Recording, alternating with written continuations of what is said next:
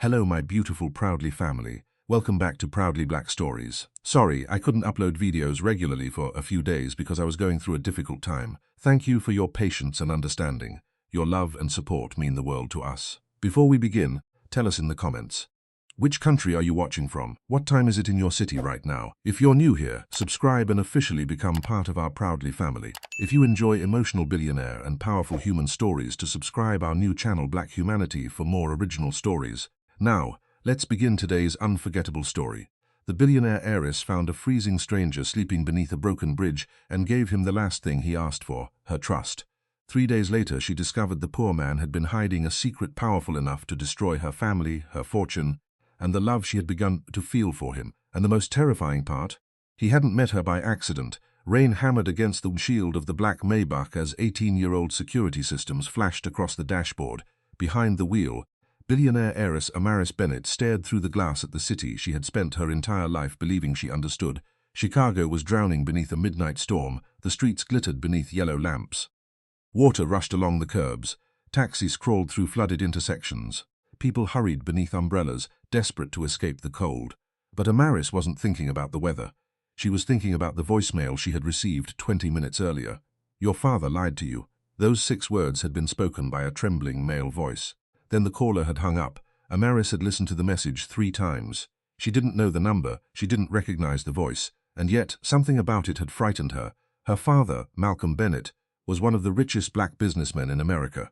His company, Bennett Global Holdings, owned hotels, luxury apartment towers, private aviation companies, technology firms, and investment portfolios spread across 3 continents. To the public, Malcolm Bennett was a self-made legend. To Amaris, he was simply Dad, the man who had taught her how to negotiate, the man who had told her never to trust anyone who smiled too quickly, the man who had raised her after her mother died when Amaris was 9.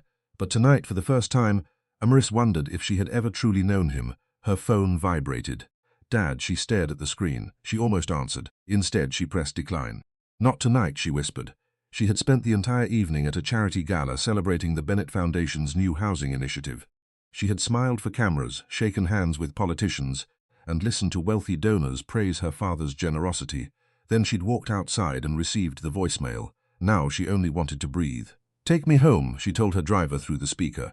But before the driver could respond, Amaris noticed something through the rain. A figure beneath the bridge. Someone was sitting against a concrete pillar, alone, motionless. Amaris frowned. "Stop." The driver looked at her through the rearview mirror. "Miss Bennett, stop the car. It's raining heavily." "I know." The Maybach pulled over. Amaris grabbed an umbrella and stepped into the storm. "Miss Bennett," her driver called. "Security protocol says, I'll be right back." She crossed the wet pavement. The closer she came, the more clearly she saw him. A man young, maybe 30. His clothes were soaked through. His shoes were torn. His dark jacket had been patched at the elbow. He was sitting with his back against the concrete, head lowered, one hand pressed against his ribs. Amaris stopped several feet away. "Are you okay?" The man didn't answer. She moved closer. "Sir?" His head lifted, and Amaris forgot how to breathe. He was beautiful, not polished, not dressed in designer clothing, not groomed like the men she met at charity galas. He looked exhausted. His black hair was wet and disordered. A faint scar crossed his left eyebrow. His cheekbone was bruised. His eyes were dark, intense, and strangely calm despite everything. He looked at the umbrella above her, then at her expensive evening gown, then at the Maybach waiting behind her. "You shouldn't be here," he said. Amaris blinked. "Excuse me. You should go. It's freezing." "I'll survive. You're bleeding." His hand instinctively covered his ribs. "It's nothing. That's not nothing." He gave a faint smile. "You're rich." Amaris stared. "How did you know?" He glanced at her diamond earrings. "Because people who aren't rich don't wear those beneath bridges." Despite herself, Amaris almost laughed. Almost. Instead, she crouched beside him. "What happened?" "Nothing. You have blood on your shirt." "It's not mine."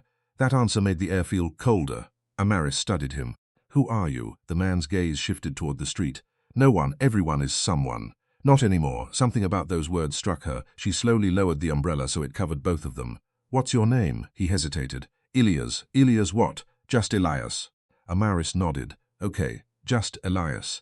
He looked at her strangely. "You're not scared?" "I should be. Most people would be. Most people aren't me." That faint smile returned. "You really don't know when to walk away, do you?" "No, that's dangerous. So is freezing to death." For the first time, his expression softened.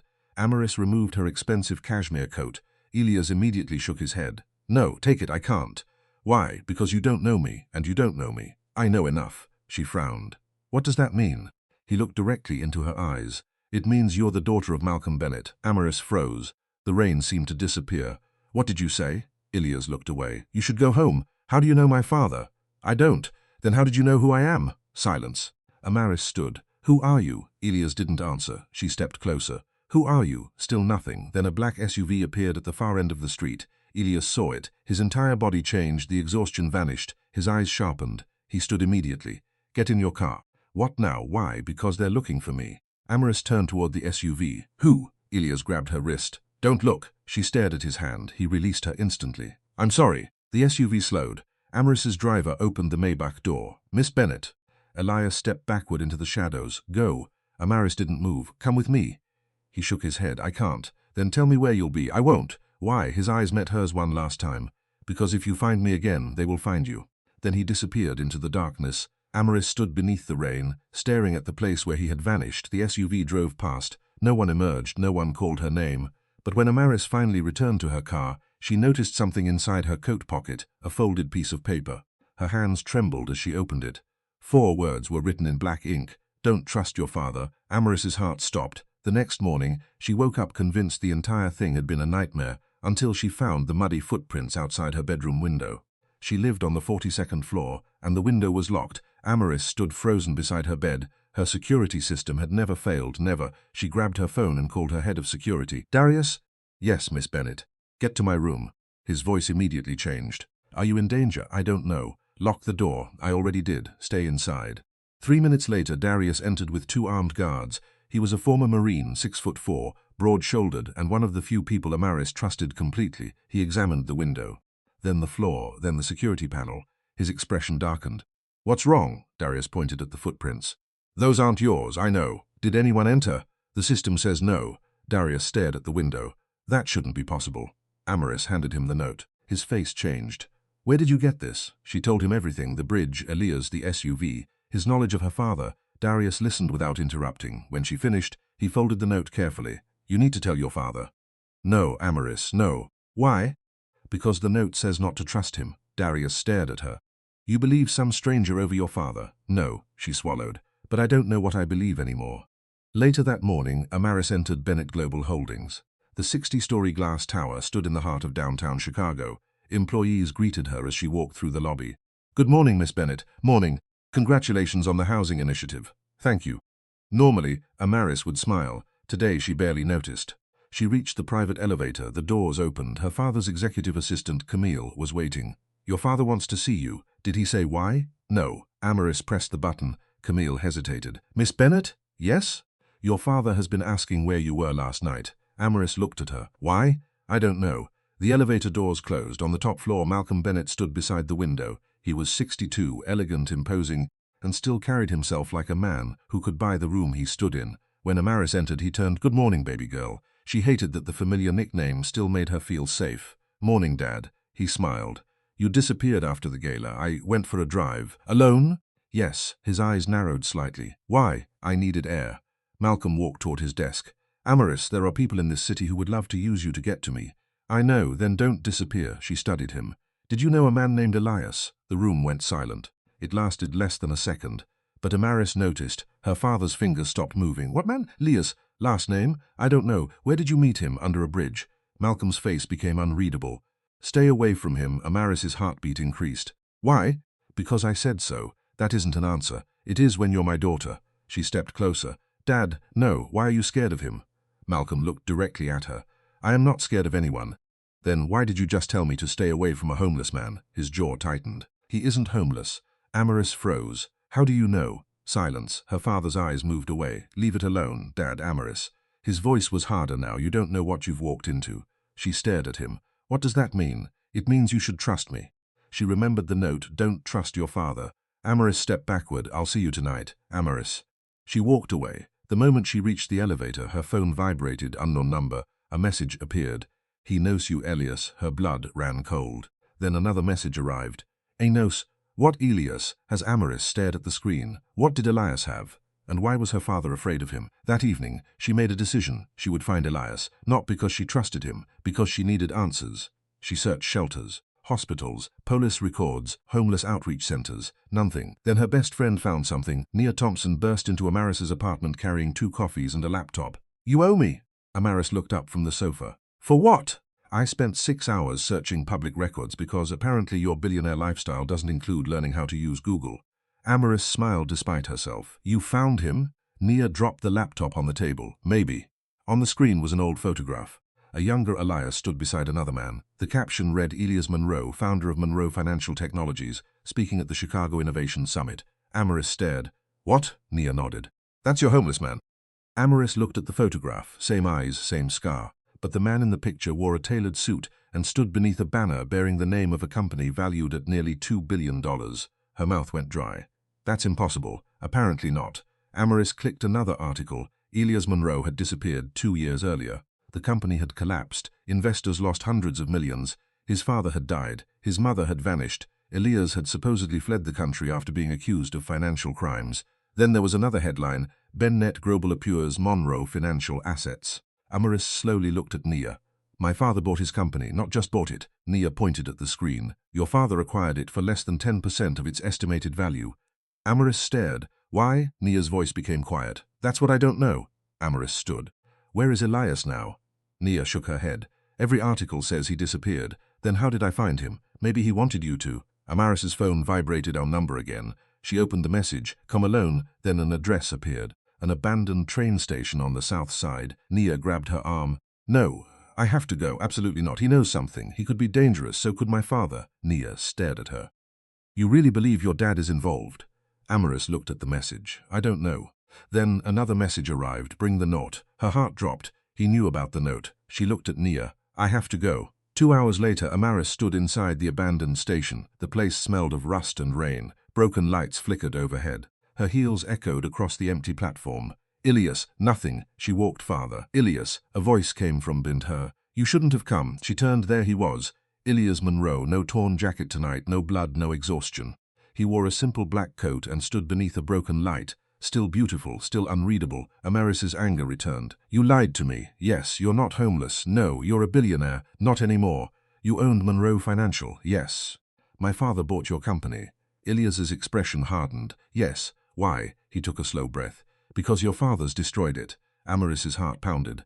"You're accusing my father of destroying your company?" "I'm telling you." "Why would he?" "Because I found something." "What?" Elias looked toward the dark tracks. "Evidence." "Evidence of what?" He looked at her. "Your father's biggest secret." Amaris swallowed. "What secret?" Elias stepped closer. "The reason my company collapsed." "What?" "Your father didn't acquire Monroe Financial because it was failing." He lowered his voice. "He made it fail." Amaris felt the ground shift beneath her. "How?" "He stole something from me." "What?" Elias reached inside his coat. Amaris instinctively stepped back. He pulled out a small black drive. "This? What is it?" "Proof." "Proof of what?" "Something your father has spent 10 years burying." Before Amaris could answer, headlights appeared outside the station. Elias looked toward the entrance. His expression changed. "They followed you." "What?" "Your father." Amaris's stomach dropped. "How?" Elias grabbed her hand. "Run." They sprinted through the station. Behind them, doors slammed open. Men shouted. Amaris's heart pounded. "Who are they?" "Security." "My father's security." "Yes." "Why would he send them?" "Because he knows what I'm about to tell you." They reached a locked gate. Elias pulled a key from his pocket. The lock opened. They slipped through. Then a gunshot cracked through the station. Amaris screamed. Elias pulled her against him. "Are you hurt?" "No." Another shot.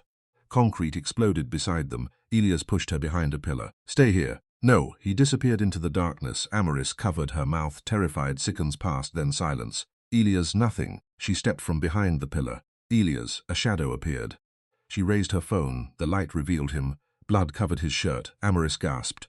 "Oh my God." He stumbled toward her. She caught him. "Elias." He looked at her, struggling to breathe. "Listen to me. You're bleeding. There's no time. Where are you hurt?" He pressed the black drive into her hand. "Don't let your father get this." Amaris stared at him. "Elias." He grabbed her wrist. "If they catch me, they will come for you next." "Who?" His eyes filled with something she had never seen before. Fear not for himself, for her. Then he whispered the words that shattered everything Amaris thought she knew. "Your mother wasn't killed in an accident." Amaris went completely still. "What?" Elias's breathing became shallow. "She was murdered." "No." "She discovered what your father was doing." "No." "Your father wasn't the victim, Amaris." He looked directly into her eyes. "He was the reason she died." The world seemed to stop. Amaris released him. "No." Elias reached for her. Amaris, she stepped backward. No. A second figure emerged from the darkness behind Elias. Amaris recognized him instantly. Darius, her father's head of security, but Darius wasn't holding a weapon toward Elias. He was holding it toward Amaris. "I'm sorry, Miss Bennett," Darius whispered, and then he raised the gun. For 3 terrifying seconds, Amaris could not move. Darius stood 20 feet away with the gun raised. Elias was between them, and somehow, despite the weapon pointed directly at her, Amaris's first thought was not fear. It was disbelief. Darius had protected her since she was 16. He had been there when she learned to drive.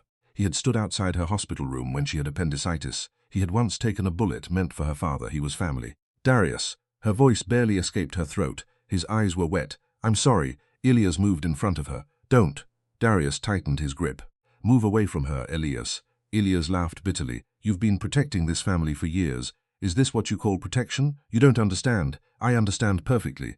"Then you know what happens if I lower this gun."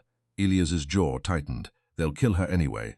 Darius looked at Amaris. For the first time, she saw something behind his usual calm expression. Guilt, deep, unbearable guilt. "Who are they?" Amaris whispered. Darius didn't answer. "Who are you protecting?" Still nothing. Amaris looked at Elias, then at Darius. Then at the black drive in her hand. Her fingers closed around it. "Darius," she said quietly, "did my father kill my mother?"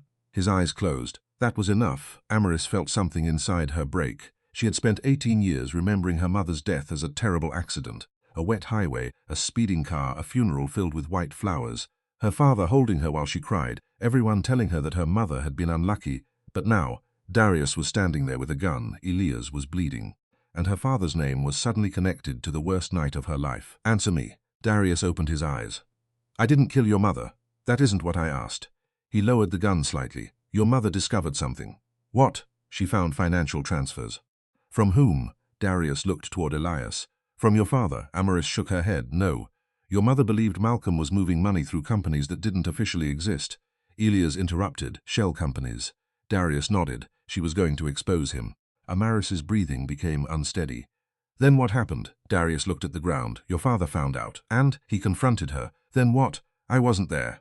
"You know what happened." "I know what I was told." "By my father?" "Yes." Amaris felt sick. "What did he tell you?" Darius swallowed. "He said your mother lost control of the car. That doesn't explain the murder." "No." "Then why did you believe him?" "I didn't." The words fell like stones. Amaris stared at him. "You knew." "I suspected." "For 18 years?" "Yes." "And you said nothing."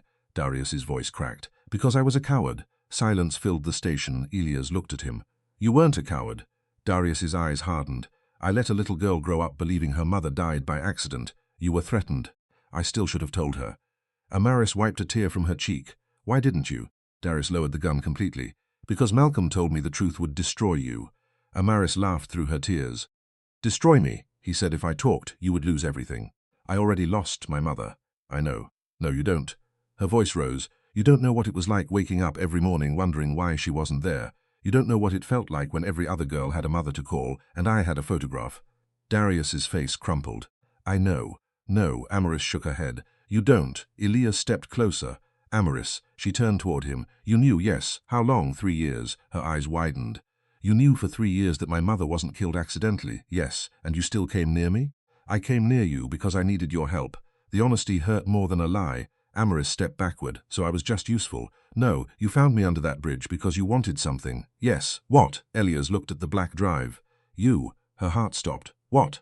"You're the only person Malcolm Bennett never taught how to lie." Amaris stared at him. "That doesn't make sense." "It will." He reached for her hand. She pulled away. "Don't." Elias stopped. "I don't trust you." "I know. Then why should I believe anything you've said?" "You shouldn't." That answer surprised her. Elias continued. "Not yet." Darius suddenly looked toward the entrance. "We need to leave." Elias nodded. "Where?" Darius looked at Amaris. "Somewhere your father can't reach." Amaris laughed bitterly. "Does such a place exist?" Darius answered quietly. "Yes." "Where?" "Your mother's old house." Amaris froze. "My mother didn't have a house." "She did." Her heart began racing again. "What?" Darius looked at Elias. "Tell her." Elias hesitated. "Your mother owned a property outside Evanston." "Why have I never heard about it?" "Because Malcolm erased it from the family records." "Why?" "Because that's where she kept the evidence." Amaris looked at the drive in her hand. "What evidence?" Elias's eyes darkened. "Everything." The 3 of them left the station through a maintenance tunnel. Rain had stopped, but the city looked different now. Amaris sat in the back seat of an old black SUV while Darius drove. Elias sat beside her. Neither spoke. Finally, Amaris looked at him. You said you helped me because you needed me. Yes, what exactly did you need? My company, she frowned. Your company? Before Monroe Financial collapsed, I discovered something. What? Your father's company was using my technology. Illegally? Yes. What kind of technology? Financial tracking, Amaris stared. Why would he need that? To move money without leaving obvious trails. Her stomach tightened. How much? Billions. She looked away, and my mother discovered it. Yes, that's why she died. We don't know exactly how she died, but you believe my father was responsible. I believe your father knows more than he admitted. Darius spoke from the driver's seat. He knows everything. Amaris turned. You said you weren't there. I wasn't. Then how do you know? Darius remained silent. Darius, I found your mother's car. When? The night she died. Amaris's breath caught. You were there after the accident. What did you see? Her car had gone through the guardrail, and I noted something. What? The brakes. Amaris stared at him. They had been cut. Silence. Elias closed his eyes. Amaris whispered, Then why didn't the police find that? Because Malcolm had the vehicle removed before investigators arrived. She felt dizzy. That's impossible. I watched him do it. Why?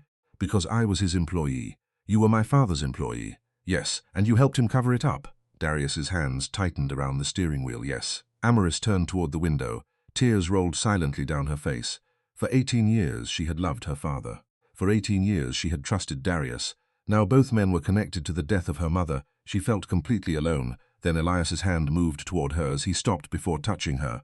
I won't ask you to forgive me. She looked at him. I know. You lied to me. Yes. You manipulated me. Yes. You used my name to get close to my father's secrets. Yes. Her voice broke. But you saved me. Elias looked at her. I would do it again. Why? He hesitated. Because somewhere between the first lie and the second truth. He swallowed. I started caring about you.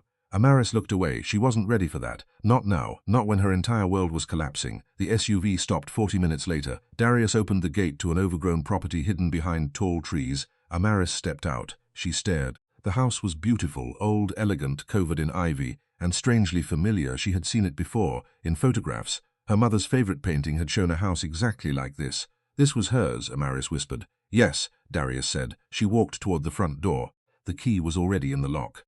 Who opened it? Darius looked at Elias. I did. Amaris turned. You've been here before. Yes, when? 3 years ago. She stared at him. You've known about this place for 3 years?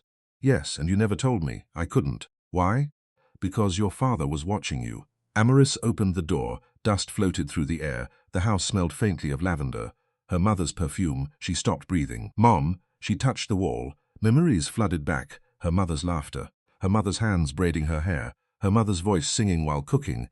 Amaris closed her eyes. For the first time in 18 years, she felt like her mother was standing beside her. Then she heard something. A faint ticking. What is that? Elias listened. Clock. Darius shook his head. There hasn't been a working clock in this house for years. The ticking continued. Amaris followed the sound. It came from the library. She opened the door. Rows of dusty books lined the walls. In the center stood an antique grandfather clock. Tick, tick. Amaris approached it. She noticed a small brass keyhole.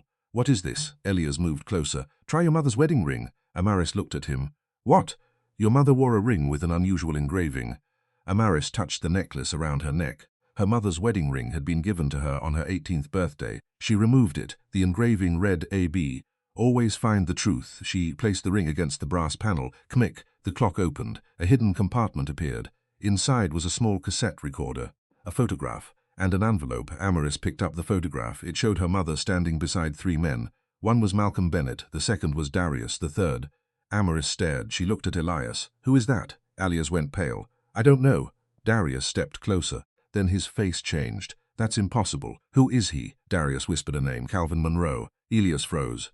My father. Darius nodded. Amaris looked at the photograph again. Her mother was smiling. Malcolm was smiling. Calvin was smiling. The 3 of them looked like friends.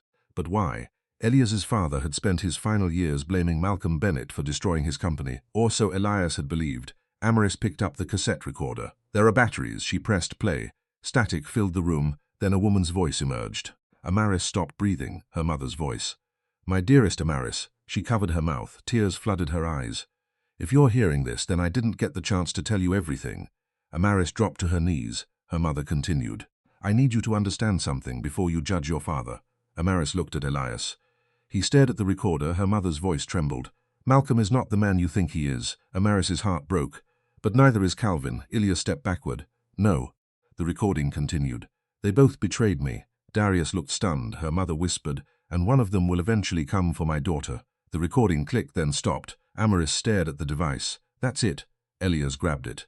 No, he examined it. There has to be more. Darius checked the batteries, maybe another recording. They searched the room, nothing. Then Amaris noticed something inside the envelope. A handwritten letter. Her name was on the front. Amaris. She opened it. The letter was several pages long. Her mother's handwriting. My beautiful girl, if you're reading this, you are older now. I wish I could have been there to watch you become the woman I always knew you would be. But there are truths that must remain hidden until the person carrying them is strong enough to survive them. Your father loves you. But love and goodness are not always the same thing. That sentence made Amaris cry. She kept reading. I discovered that Malcolm and Calvin were working together long before you were born. Together, they created a private network, money, political influence, technology, information. They believed they could control everything. Then they turned against each other. I became the person standing between them. Amaris's hands trembled. The letter continued. Calvin wanted something Malcolm refused to give him. And Malcolm wanted something Calvin refused to surrender. Amaris's eyes widened. What? Elias read over her shoulder. His face became pale. Your father was never trying to protect me from Calvin. He was protecting himself from what Calvin knew. Then the final line made Amaris's blood run cold. And if Elias Monroe ever comes looking for you, do not trust him. Amaris slowly turned toward Elias. He had already read the words. His face was devastated. No, Amaris stepped away. You knew. I didn't. My mother knew you would come. I didn't know about this letter. She specifically warned me about you. Elias shook his head. Amaris, listen to me. She raised the letter. You were the reason she was afraid. No. Then why did she write your name? I don't know. Darius stepped between them. Stop. Amaris looked at him. Do you know? Then who does? Darius stared at the photograph. His face became grim. Your father. Suddenly headlights swept across the windows. Darius grabbed his weapon. Elias stood. How many? Too many. Amaris's heart pounded. Darius moved toward the door. Stay here. A loud crash came from outside, then another. Shattered. Someone shouted. Bennett property. Nobody moves. Amaris looked at Elias. Did they follow us? Yes, Darius cursed. They found the house. He turned to Amaris. There's a basement. Where? Behind the bookshelf. They rushed toward it. Elias pushed the shelf. Nothing happened. It's locked. Amaris remembered the wedding ring. She pressed it against the hidden lock. Click. The shelf moved. A staircase appeared. Go. They descended. Darius closed the door behind them. Gunfire erupted upstairs. Amaris covered her ears. Who's attacking us? Darius answered. Your father's men. They reached the basement. A hidden room waited below. It contained computers, files, photographs, hard drives, and stacks of documents. Amaris stared. My mother built this. Elias looked around. This isn't a hiding place. What is it? A command center. Amaris approached a computer. The screen suddenly turned on. A message appeared. Welcome, Amaris. She froze. What the? The screen continued. If you have rechecked this room, then Malcolm has failed to stop you. Amaris's hands trembled. Mom? Another line appeared. You have 1 hour before they find you. Then another. The person you trust most is already dead. Amaris stared. What does that mean? Elias looked at Darius. Darius shook his head. I don't know. The screen changed. A video began playing. Amaris saw her mother, alive, sitting in this very room. The recording was dated 2 days before her death. Her mother looked exhausted and terrified. She leaned toward the camera. Amaris, if you're watching this, then Elias has probably already found you. Elias went completely still. Her mother continued. I need you to understand why he will come. Amaris stared at the screen. Elias was not my enemy. Elias's eyes widened. But he wasn't my ally either. The video paused, then resumed. He is Calvin Monroe's son. Amaris looked at Elias. Her mother continued. And Calvin Monroe did not die when everyone thought he did. Elias whispered, My father is alive. The room went silent. The video continued. He has been alive for 17 years. Amaris covered her mouth. Then her mother's expression changed. She looked directly into the camera. And if Elias is with you now? A sound came from behind them, a slow clap. Everyone turned. The basement door stood open. A man stepped into the room, older, elegant, silver hair, cold eyes. He smiled. Elias stopped breathing. Dad? Calvin Monroe looked at his son. Hello, Elias? Amaris backed away. Calvin's gaze shifted toward her. Then he smiled.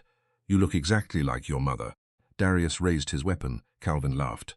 You still carry a gun for Malcolm, Darius. Darius froze. Calvin continued walking. You should have known better. Then he looked at Amaris. I've waited 18 years to meet you. Amaris's voice trembled. You're dead.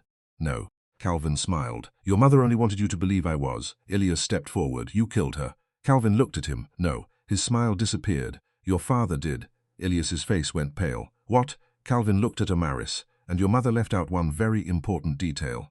He reached into his coat and removed a photograph. He held it toward them. The photograph showed Malcolm Bennett standing beside a young woman. Amaris stared. The woman was her mother, and Malcolm was holding a newborn baby. But the baby wasn't Amaris. Calvin spoke softly. Your mother had another child. Amaris felt her world collapse. Who? Calvin looked directly at Elias. Elias stared at the photograph, then at Amaris, then at Calvin. And Calvin whispered, "Your brother." The lights suddenly went out. A scream echoed through the basement. When the emergency lights came on, Elias was gone, and beside Amaris lay a single blood-stained envelope. The blood-stained envelope lay on the floor between Amaris and the unconscious security guard. For several seconds nobody moved. The emergency lights painted the hidden room in a dim red glow. Amaris stared at the place where Elias had been standing, gone. He had disappeared in the few seconds between darkness and light. Elias! Her voice echoed through the basement. No answer. She turned toward Calvin. Where did he go? Calvin didn't respond. Instead, he looked at the envelope. His expression changed. For the first time since entering the room, the old man's confidence disappeared. Don't touch it. Amaris stared at him. Why? Because that envelope was never meant for you. She stepped toward it. Everything in this room seems to have been meant for me. Not that. She ignored him. She bent down. The paper was soaked with blood. Her fingers trembled as she picked it up. Darius immediately moved closer. Miss Bennett, let me see it first. No. Amaris, no. She opened the envelope. Inside was a photograph, a hospital photograph, a newborn baby wrapped in a white blanket. Written across the bottom in faded ink were 4 words. Baby Monroe. Amaris stared. Her breathing became shallow. Behind the photograph was another piece of paper. She unfolded it. There was only one sentence. He was never supposed to survive. Amaris looked at Calvin. Who is this? Calvin said nothing. Who is this baby? Still nothing. Answer me! Calvin finally looked into her eyes. Your brother. Amaris shook her head. No, he was born 2 years before you. No, your mother gave birth to him in secret. Why? Because Malcolm didn't want another heir. Amaris felt sick. You're saying my father wanted to kill his own son? Calvin's face remained cold. Your father wanted complete control of Bennett Global. Darius stepped closer. That isn't the whole truth. Calvin looked at him. You finally found courage. Darius raised his weapon. Tell her everything. Calvin smiled. You've spent 18 years protecting a lie. Don't pretend you're suddenly a hero. Darius's jaw tightened. Amaris looked between them. What aren't you telling me? Before either man could answer, footsteps thundered above. The attackers had reached the house. Darius turned toward the staircase. We have to move. Calvin shook his head. No, Darius frowned. What, they're not here for you? Calvin looked at Amaris. They're here for her. A loud explosion shook the basement. Dust fell from the ceiling. Amaris stumbled. Darius caught her. Stay behind me. Another explosion, then gunfire. Calvin calmly walked toward the hidden exit. Follow me. Amaris didn't move. Why should I? Because the men upstairs work for Malcolm. He paused. And Malcolm doesn't want you alive. Those words silenced her. Darius grabbed Amaris's arm. Move. They followed Calvin through a narrow tunnel behind the hidden room. The passage smelled of damp earth. Amaris held the photograph against her chest. Her mind raced. A brother, a secret birth, a mother who knew, a father who lied, and Elias. Where was he? Why had he disappeared? Why had he left without her? They reached a steel door. Calvin entered a code. The door opened into an underground garage. 3 vehicles waited. Calvin walked toward a silver sedan. Get in. Darius looked suspicious. Where are you taking us? To the only place Malcolm can't reach. Amaris stared at him. You mean your father's old property? No. Calvin opened the driver's door. Your mother's. Amaris climbed into the back. Darius sat beside her. Calvin drove. For several minutes nobody spoke. Finally Amaris broke the silence. Tell me about my brother. Calvin's eyes remained on the road. His name was Julian. She swallowed. Was? Calvin said nothing. Is he alive? Silence, Calvin. I don't know. Amaris stared. You said he was your son. He was. Then how can you not know? Because Malcolm made sure I never found him. Darius spoke quietly. He wasn't killed. Darius looked away. I've heard rumors. What rumors? That the baby was taken from the hospital. By whom? Your father. Amaris felt tears sting her eyes. Why? Darius hesitated. Because Malcolm believed Julian would one day inherit everything. But I'm his daughter. You were never supposed to inherit anything. Amaris stared at him. What? Darius swallowed. Your mother changed the will. Silence. She left everything to both children. Amaris looked down. So my father stole my brother to control the inheritance. Calvin nodded. And when your mother tried to stop him, she died. The car became silent again. Amaris stared out the window. The city passed in blurred lights. For 18 years she had believed she was an only child. For 18 years she had believed her father built his empire to protect her. Now she wondered whether the empire had been built on the ruins of her family. Then her phone vibrated. Unknown number. She opened the message. Don't trust Calvin. Her blood turned cold. Another message appeared, his leering about Julian, then another. Ask Darius what happened the night your mother died. Amaris slowly turned toward Darius, he noticed. What? She showed him the phone, his face drained of color. Calvin glanced into the rearview mirror. Who sent that? I don't know. Darius stared at the message. Delete it. Why? Because whoever sent it knows where we are. Amaris's eyes narrowed. You know something? Darius looked away. Darius, not now. Yes, now. Calvin suddenly turned the steering wheel. The car swerved onto a side road. Amaris grabbed the seat. What are you doing? Someone is following us. Darius looked through the rear window. A black SUV appeared, then another. Calvin accelerated. Amaris's heart pounded. Those are Malcolm's men. No, Darius said. How do you know? Because Malcolm's security vehicles have government plates. Amaris stared. What? Darius pointed. These don't. Calvin's face darkened. Then we're in worse trouble than I thought. The first SUV rammed them. Amaris screamed. The car spun. Calvin fought for control. Darius pulled Amaris down. Stay low. Another impact. Glass shattered. Calvin slammed the brakes. The sedan crashed into a barrier. Silence. For several seconds nobody moved. Then Darius opened his door. Everyone out. They ran into the trees. Behind them, the SUVs stopped. Men emerged. Carnarvon led them through the woods. Amaris struggled to keep up. Her dress caught on branches. Darius helped her free it. Keep moving. Where? There's a cabin. How far? 5 minutes. They ran. A gunshot cracked behind them. Amaris ducked. Darius fired back. Keep going. They reached the cabin. Calvin opened the door. Inside was a small living room, kitchen and fireplace. Darius locked the door. Amaris collapsed onto a chair. She was shaking. Calvin approached the fireplace. There is something you need to see. He pulled a metal box from beneath the floorboards. Inside were documents. He handed one to Amaris. It was a birth certificate. Her mother's name was listed. The father's name was blank. Amaris looked at Calvin. Why is there no father? Because your mother refused to name him. Why? Because Malcolm wasn't your biological father. Amaris stopped breathing.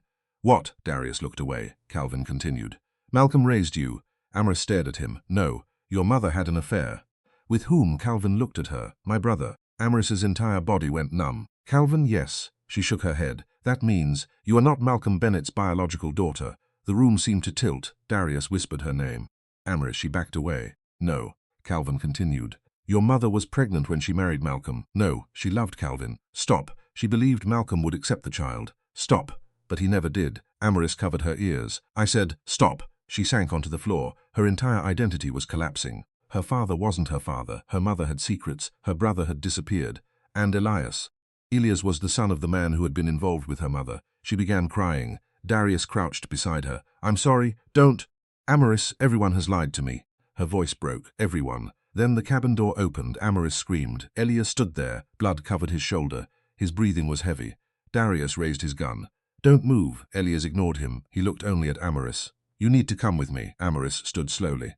Where were you? I was trying to keep them away from you. You disappeared. I had to. You knew about my brother.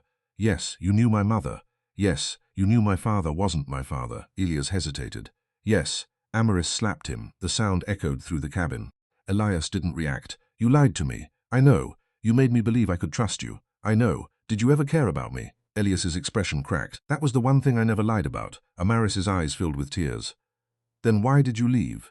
Because they have something that can destroy you. What? Elias looked toward Calvin. Your brother. Calvin's face hardened. You found him? Elias nodded. Where? Elias looked at Amaris. He's alive. Her heart stopped. Where? 3 miles from here.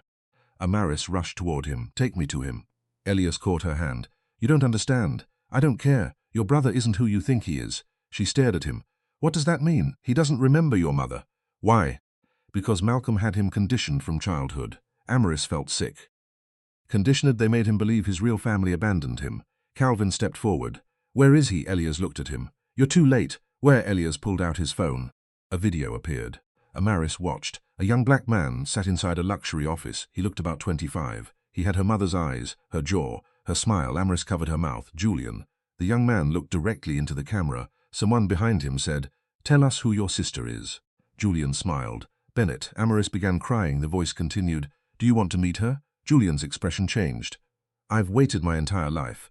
The video ended. Amaris looked at Elias. Where is he? Elias answered. At Bennett Global. Her heart sank. My father's building. Yes, why would Malcolm keep him there? Because Julian is now the CEO of a company your father secretly controls. Amaris shook her head. That makes no sense. It does if Julian has been raised to hate you. Calvin's face turned white. What did they tell him? Elias looked at Amaris. That you killed your mother? Amaris stared. What? They convinced Julian that your mother died because she was protecting you? No, they told him you were the reason Malcolm abandoned him. Amaris shook her head. That's insane. They've spent 25 years preparing him to take revenge. Darius looked horrified. Malcolm wouldn't. Elias turned toward him. You still defend him? Darius lowered his eyes. No, Elias continued. Your father didn't just steal Julian. He created a weapon. Amaris felt a cold terror settle over her. Against me? Yes. A phone rang. Everyone froze. It was Calvin's phone. He answered. Hello? A man's voice came through. Calvin's face changed. What? He listened, then slowly lowered the phone. Julian escaped. Amaris stepped forward. Where is he? Calvin looked at her. He's coming here. The lights in the cabin went out. Darius raised his gun. A vehicle stopped outside, opened. Footsteps approached. 1, 2, 3. Then someone knocked. 3 slow knocks. Amaris's heart hammered. Elias stepped in front of her. Stay behind me. The door opened. A young man entered. He looked exactly like the photograph. Amaris's knees nearly gave out. Julian Monroe looked at her. For a moment neither spoke. Then he smiled. A cold, unfamiliar smile. So, his eyes traveled across her face. You're my sister. Amaris could barely breathe. Julian. He tilted his head. Do you know what they told me about you? She shook her head. They said you were the reason our mother died. No. They said you were the reason I was taken. No. They said you stole the life that belonged to me. Amaris stepped closer. That's not true. Julian's expression hardened. Then tell me the truth. I don't know the truth. Exactly. He pulled a gun from his jacket. Darius raised his weapon. Elias moved toward Julian. Put it down. Julian aimed directly at Amaris. I've spent 25 years waiting for this moment. Amaris's eyes filled with tears. Julian, don't call me that. That's your name. No, he shook his head. My name is Adrian. Amaris froze. Alias's face went pale. Calvin whispered, Adrian? The young man smiled. Then he revealed the secret that made everyone in the room go silent. Julian Monroe died 20 years ago. Amaris stared at him. Then who are you? The young man raised the gun. I am the man Malcolm Bennett created to destroy this family. And behind him, another figure stepped into the doorway. Malcolm Bennett, Amaris's father, alive, smiling, and holding her mother's missing wedding ring. Malcolm Bennett stood in the doorway with the calm expression of a man who had already won. The storm outside had returned. Rain struck the cabin windows. Thunder rolled somewhere beyond the trees. But Amaris heard none of it. Her eyes were fixed on the small object between her father's fingers. Her mother's wedding ring, the same ring Amaris had believed was buried with her mother 18 years ago. The same ring she had worn only minutes earlier as a key. The same ring that had opened the secret room. Now Malcolm was holding it. Where did you get that? Her voice shook. Your mother gave it to me. No, she did. You said she died wearing it. I said many things. Amaris stared at him for the first time in her life. She didn't recognize the man standing before her. Not her father, not the man who had tucked her into bed, not the man who had taught her to ride a bicycle, not the man who had cried at her graduation, just a stranger wearing the face of someone she had loved. You lied to me. Malcolm's expression softened. I protected you. From what? From the truth. Amaris laughed bitterly. You murdered my mother. Malcolm didn't deny it. That silence was worse than any confession. Darius lowered his gun. Malcolm looked at him. You should have stayed loyal. Darius shook his head. I was loyal for 18 years, and now I'm trying to protect her. Malcolm's smile disappeared. You don't get to change sides. I already did. The young man calling himself Adrian stood beside Malcolm. His gun remained pointed at Amaris. Elias watched him carefully. Adrian, he said. The young man's eyes shifted toward him. You know my name. I know what they did to you. Adrian's jaw tightened. You don't know anything about me. I know Malcolm took you. I chose him. No. Elias took one step forward. You were 7 years old. Adrian's expression flickered. Elias continued. You were 7 when they told you your family abandoned you. Stop. You were 8 when they changed your name. Stop. You were 10 when they started teaching you to hate Amaris. Shut up. Adrian raised the gun. Elias didn't move. You were 12 when they showed you a fake photograph of your mother's death. Adrian's hand trembled. Malcolm's voice became sharp. Enough. Elias looked at him. You trained him well. Malcolm's eyes narrowed. You're just like your father. What does that mean? It means you think exposing secrets makes you righteous. Elias smiled without humor. No. He looked at Amaris. I think protecting her makes me human. Malcolm's gaze moved between them. Then he laughed. That's the problem. He pointed at Amaris. She makes everyone weak. Amaris stepped forward. No. Malcolm looked at her. You don't understand what your mother did. Then explain it. She betrayed me. She loved you. She lied to me. You lied first. Malcolm's expression hardened. You sound exactly like her. Good. For the first time, Malcolm looked genuinely angry. Your mother was supposed to give me the information. What information? The location of the accounts. Amaris frowned. What accounts? The Bennett Reserve. Elias's face changed. You mean the offshore network? Malcolm looked at him. You know about it. I know enough, Malcolm smiled. Then you know what your mother stole. Amaris looked at Elias. What did she steal? Elias hesitated. Malcolm answered for him. $24 billion. Silence. Amaris stared. What? Your mother transferred it. To where? She thought she was saving people. Whose money was it? Malcolm's face became cold. Money belonging to people who would have destroyed this country to get it back, Darius whispered. She moved the money to protect witnesses. Amaris looked at him. What? Darius nodded. Your mother discovered a network of corruption involving politicians, banks, corporations, and private security firms. Malcolm scoffed. She stole from them. She protected people from them, Darius replied. Malcolm's gaze sharpened. You were never supposed to know that. Amaris stepped closer. And that's why she died. Malcolm looked directly into her eyes. She chose her fate. Amaris felt a chill. You're admitting it. No, he slipped the ring into his pocket. I'm telling you, she made choices. Elias suddenly moved. He crossed the room in a flash. Malcolm's security men raised their weapons. Darius fired first. The cabin erupted into chaos. Glass shattered. Everyone dropped. Amaris screamed. Elias tackled Malcolm. Adrian fired. The bullet struck the wall. Darius dragged Amaris behind the kitchen counter. Stay down, I can't see Elias. He's alive.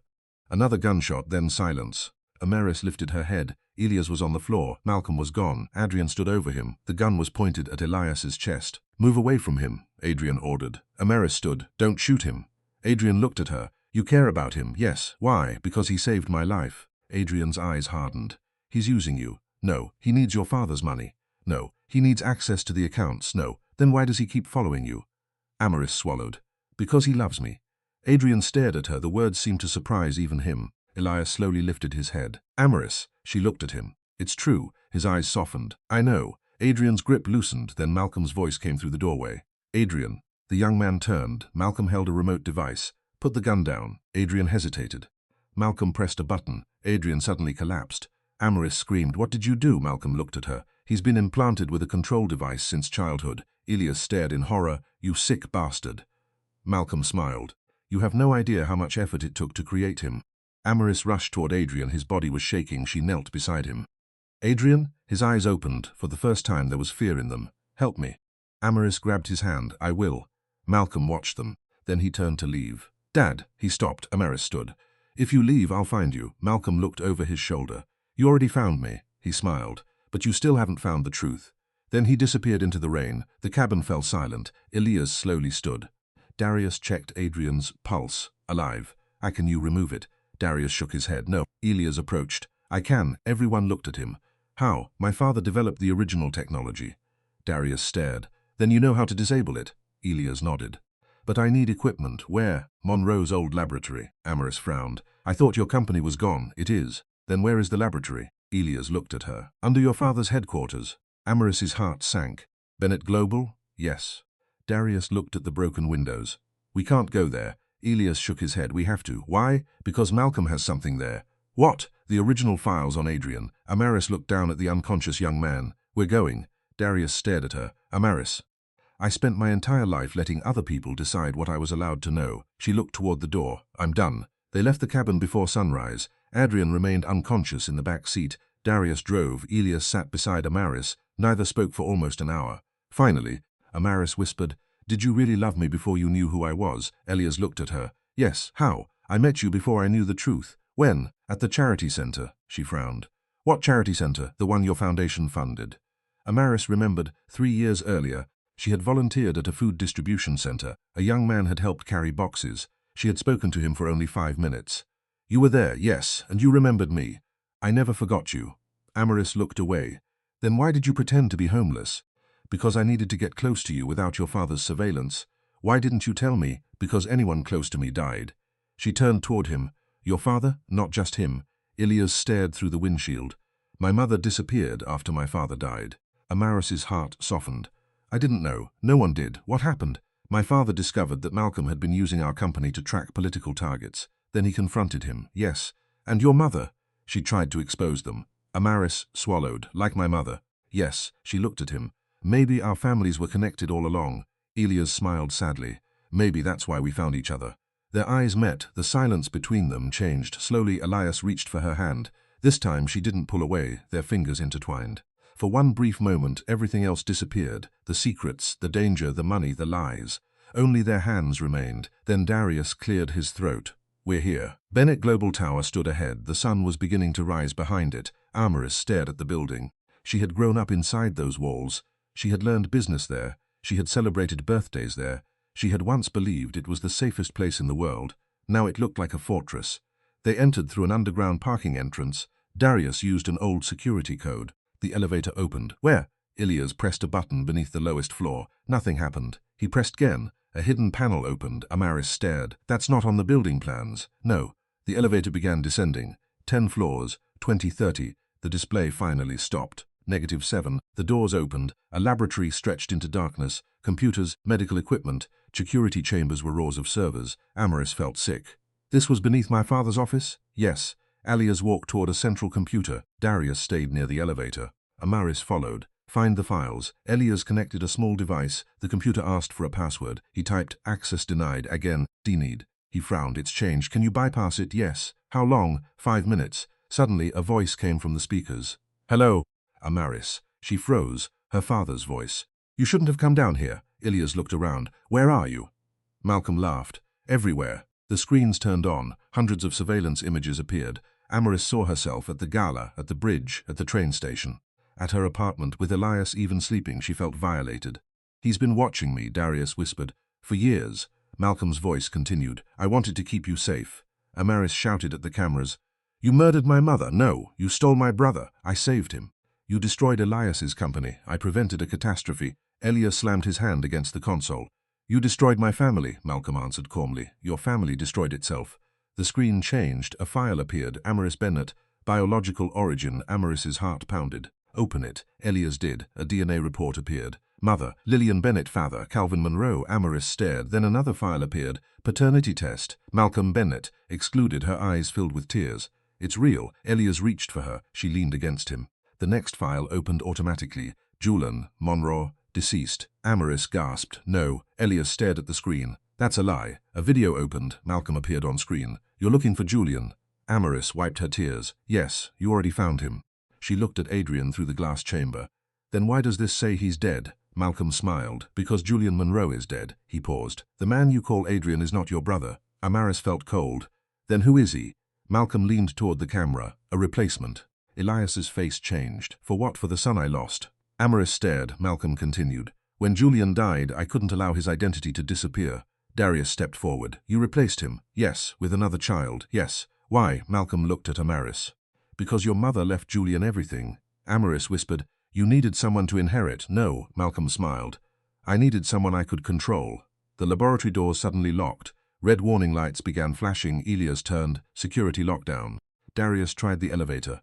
It sealed. Amaris looked at the screen. "Dad, let us out." "No." "Why?" "Because you've seen too much." The room temperature dropped. A gas began leaking from the ceiling. Darius covered his mouth. "Gas." Elias grabbed Amaris. "Get to the emergency hatch."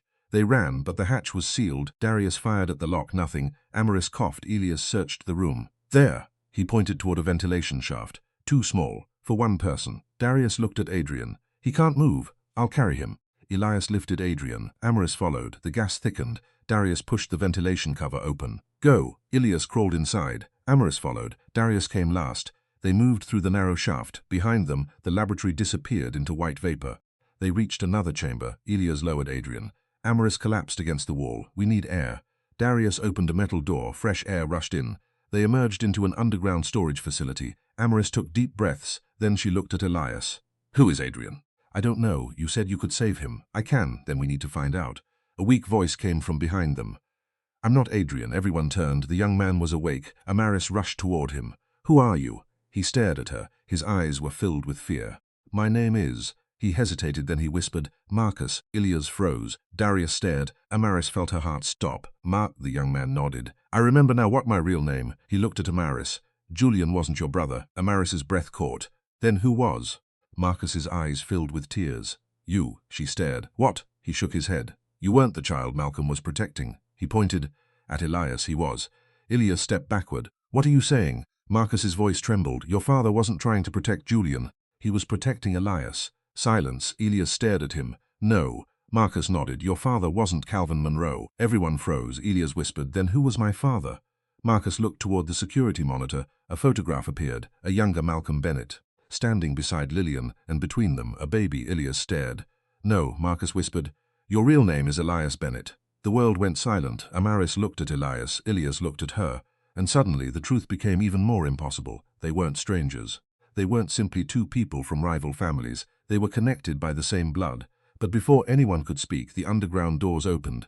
Malcolm walked inside. He wasn't alone. Beside him stood a woman Amaris had not seen since childhood. A woman whose face she had only ever known from photographs. Her mother, Lillian Bennett, alive and smiling.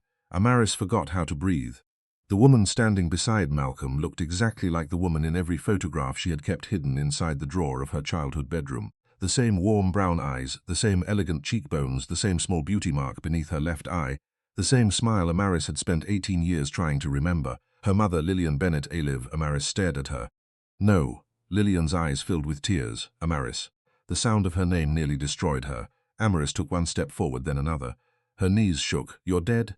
Lillian's lips trembled. "I know, you died. I know, I watched them bury you. I know, you left me. I never left you."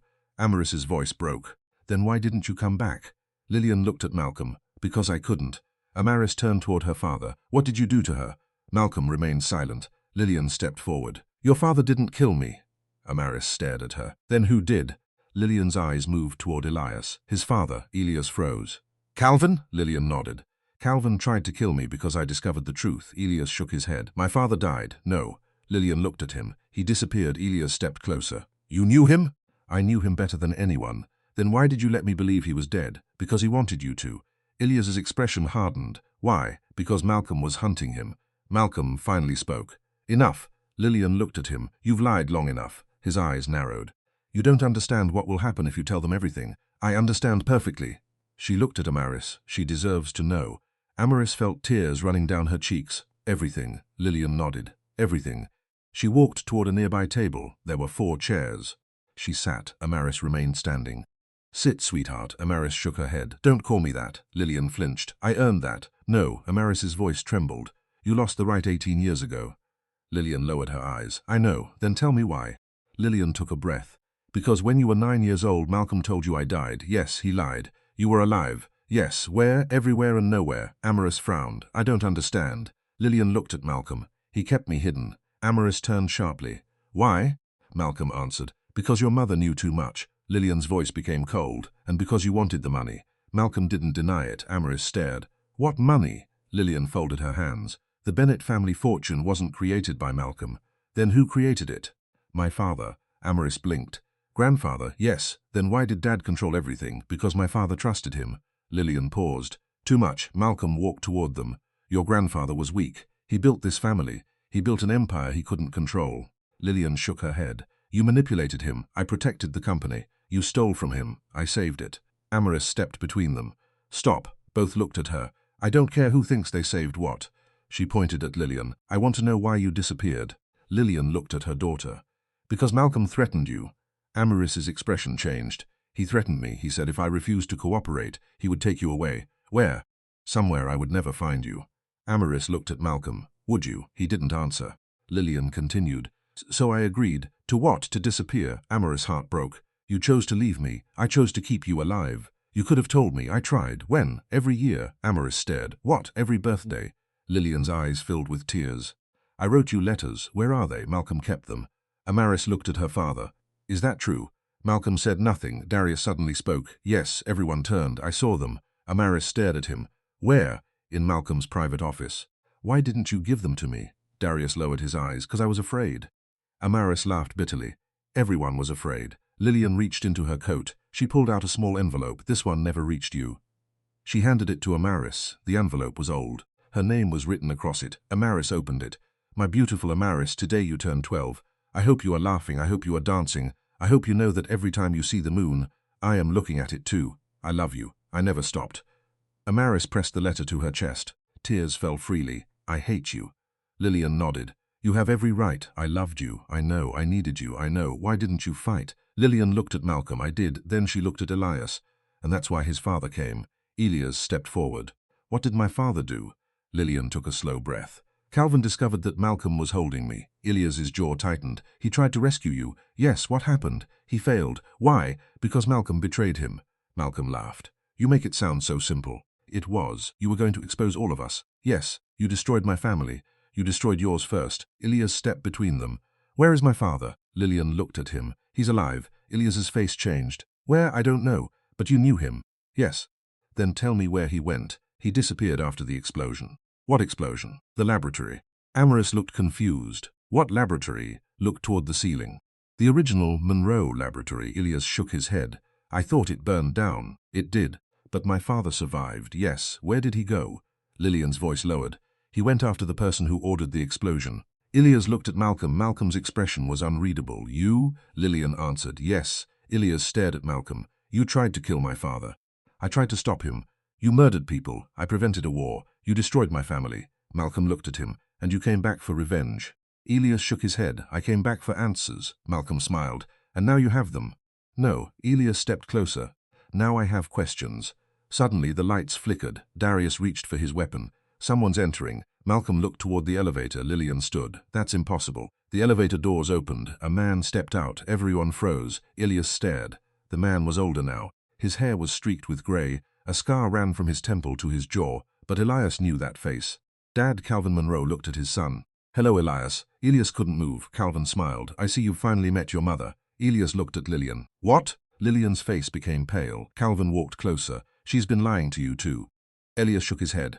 No. Calvin looked at Amaris. And you? Amaris stared. What about me? You were never supposed to be here. Malcolm stepped forward. Calvin. Calvin ignored him. He reached into his coat. Darius raised his gun. Calvin slowly removed a photograph. He held it out. Amaris looked. It showed her mother, Calvin, Malcolm, and a fourth person, a young black woman. Amaris didn't recognize her. Who is she? Calvin smiled. Your real sister. Amaris stared. I don't have another sister. You do. Lillian closed her eyes. Amaris looked at her. Mom, Lillian whispered. I thought she was dead. Calvin's smile disappeared. She wasn't. Where is she? Calvin looked toward Malcolm. Ask him. Amaris turned. Dad? Malcolm remained silent. Where is my sister? He looked to Dad. Calvin laughed. Another lie. Amaris's hand shook. Who is she? Calvin stepped closer. Her name was Naomi. Elias frowned. Naomi Bennett. Yes. Amaris shook her head. No. Calvin continued. She was born before you. Where is she? She was taken. By whom? Calvin's eyes moved toward Malcolm. By him. Amaris felt sick. Why? Because Malcolm needed leverage. Against whom? Your mother. Lillian's face broke. I tried to save her. Amaris turned. What happened? Lillian began crying. They took her when she was 6. Amaris's heart shattered. Where? I don't know. Mom. I searched for years. Why didn't you tell me? Because Malcolm told me she was dead. Calvin looked at Malcolm.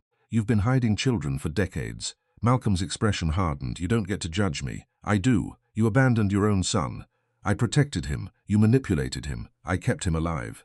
Elias stepped forward. You don't get to talk about protecting anyone. Calvin looked at him.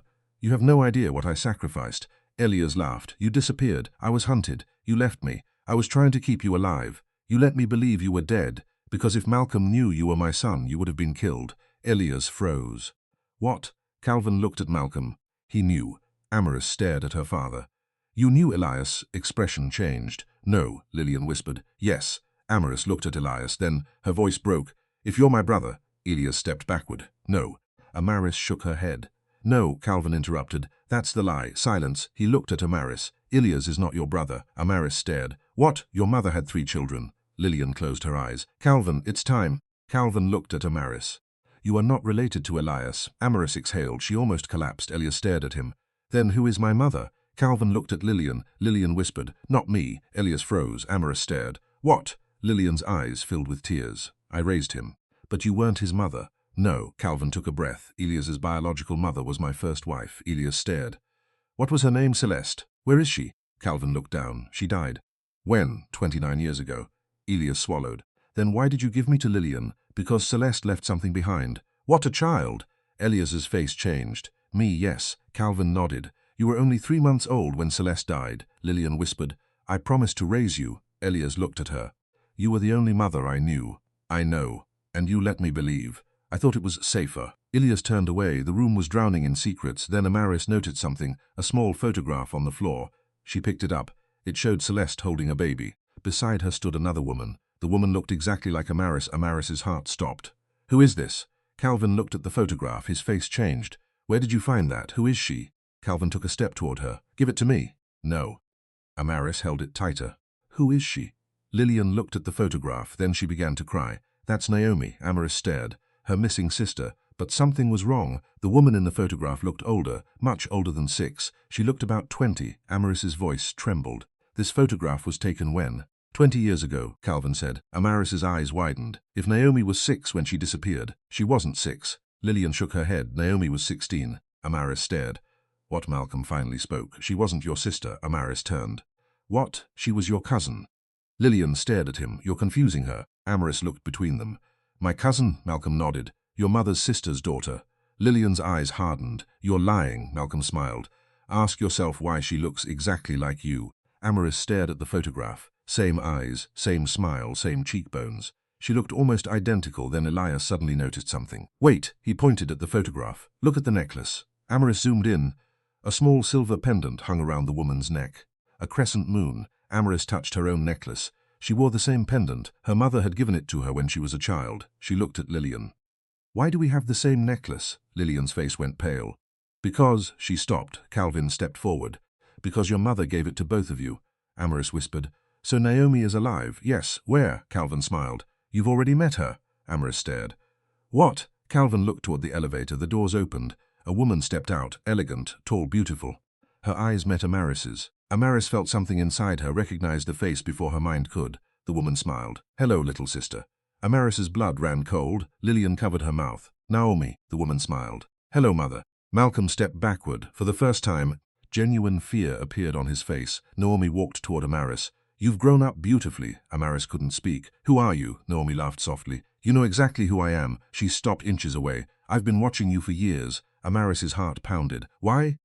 Because I wanted to see what kind of woman you became. Why? Naomi's smile vanished. Because everything your father took from me. She looked toward Malcolm. Was supposed to be yours. Malcolm's voice became sharp. Naomi, she turned. Don't. He froze.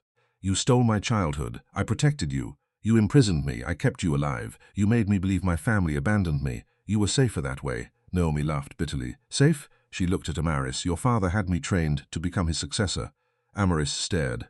What? He wanted me to inherit the empire. Then why didn't you? Because I discovered the truth. What truth? Naomi looked at Elias. He wasn't supposed to be poor. Elias frowned. What? Naomi smiled. He was supposed to be the richest man in America. Elias stared. Naomi continued. Your father left you an inheritance. Malcolm's face hardened. Enough. Naomi ignored him. Your biological mother left you a trust worth $9 billion. Elias's eyes widened. Where is it? Malcolm answered. Gone. Naomi shook her head. No. She looked at Amaris. It's hidden. Where? Naomi reached into her handbag. She removed a small key. The same place your mother hid the rest. Amaris stared at it. What does it open? Naomi smiled. Your mother's grave. The room went silent. Darius frowned. That grave was empty. Naomi looked at him. Exactly. Then the entire building shook. A deep explosion echoed above them. The lights went out. Malcolm looked toward the ceiling. No. Amaris grabbed Elias's arm. What happened? Malcolm's face had gone pale. Someone has breached the vault. What vault? The one beneath this building. What's inside? Malcolm stared at Amaris. Your mother's body. Amaris froze. My mother is standing right here. Malcolm shook his head. Not the body. He looked at Lillian. The evidence. Lillian's face drained of color. What did you do? Malcolm whispered. Someone has opened the grave. Then a phone began ringing. Everyone looked at Amaris. It was her phone, unknown number. She answered. Spoke. Then she heard a woman's whisper. Amaris. Her blood froze. Who is this? The voice trembled. I'm your sister. Amaris looked at Naomi. Naomi was standing directly in front of her. The voice continued. And the woman beside you? A pause. Isn't Naomi. Amaris's heart stopped. She slowly looked at the woman beside her. The stranger smiled. Then the voice on the phone whispered, Your real sister was kidnapped tonight. The woman suddenly pulled a knife. Ilias grabbed Amaris. Darius raised his weapon, and the stranger whispered into Amaris's ear, Your mother never came back for you because she was never your mother. Then she disappeared into the darkness. For several seconds, Amaris could hear nothing except the pounding of her own heart. The woman who had claimed to be Naomi had vanished into the darkness. The phone was still pressed against Amaris's ear. Who are you? Amaris whispered. The woman on the other end breathed shakily. Don't trust anyone in that room. Tell me your name. A pause, then, Naomi. Amaris looked toward the empty doorway, her stomach twisted. Then who was that woman? I don't know. You said she's not my sister. She isn't. Then who are you? I can't tell you over the phone. Why? Because your father can hear this conversation. Amaris looked at Malcolm. He was staring at her. His face had become completely unreadable. She lowered her voice. Where are you? Somewhere underground. What? Listen carefully. You have less than 20 minutes. 20 minutes until what? The vault opens. Amaris looked toward Elias. The vault beneath Bennett Global? Yes. What happens then? Everyone who has been hunting your family will come for you. Why? Because your mother left something there. What? The voice trembled. The truth. The call ended. Amaris slowly lowered the phone.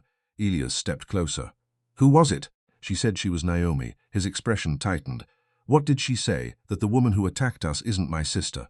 Darius looked toward the hallway. Then where is the real Naomi? Amaris shook her head. She said she's underground. Malcolm suddenly walked toward them. Give me the phone. No, Amaris.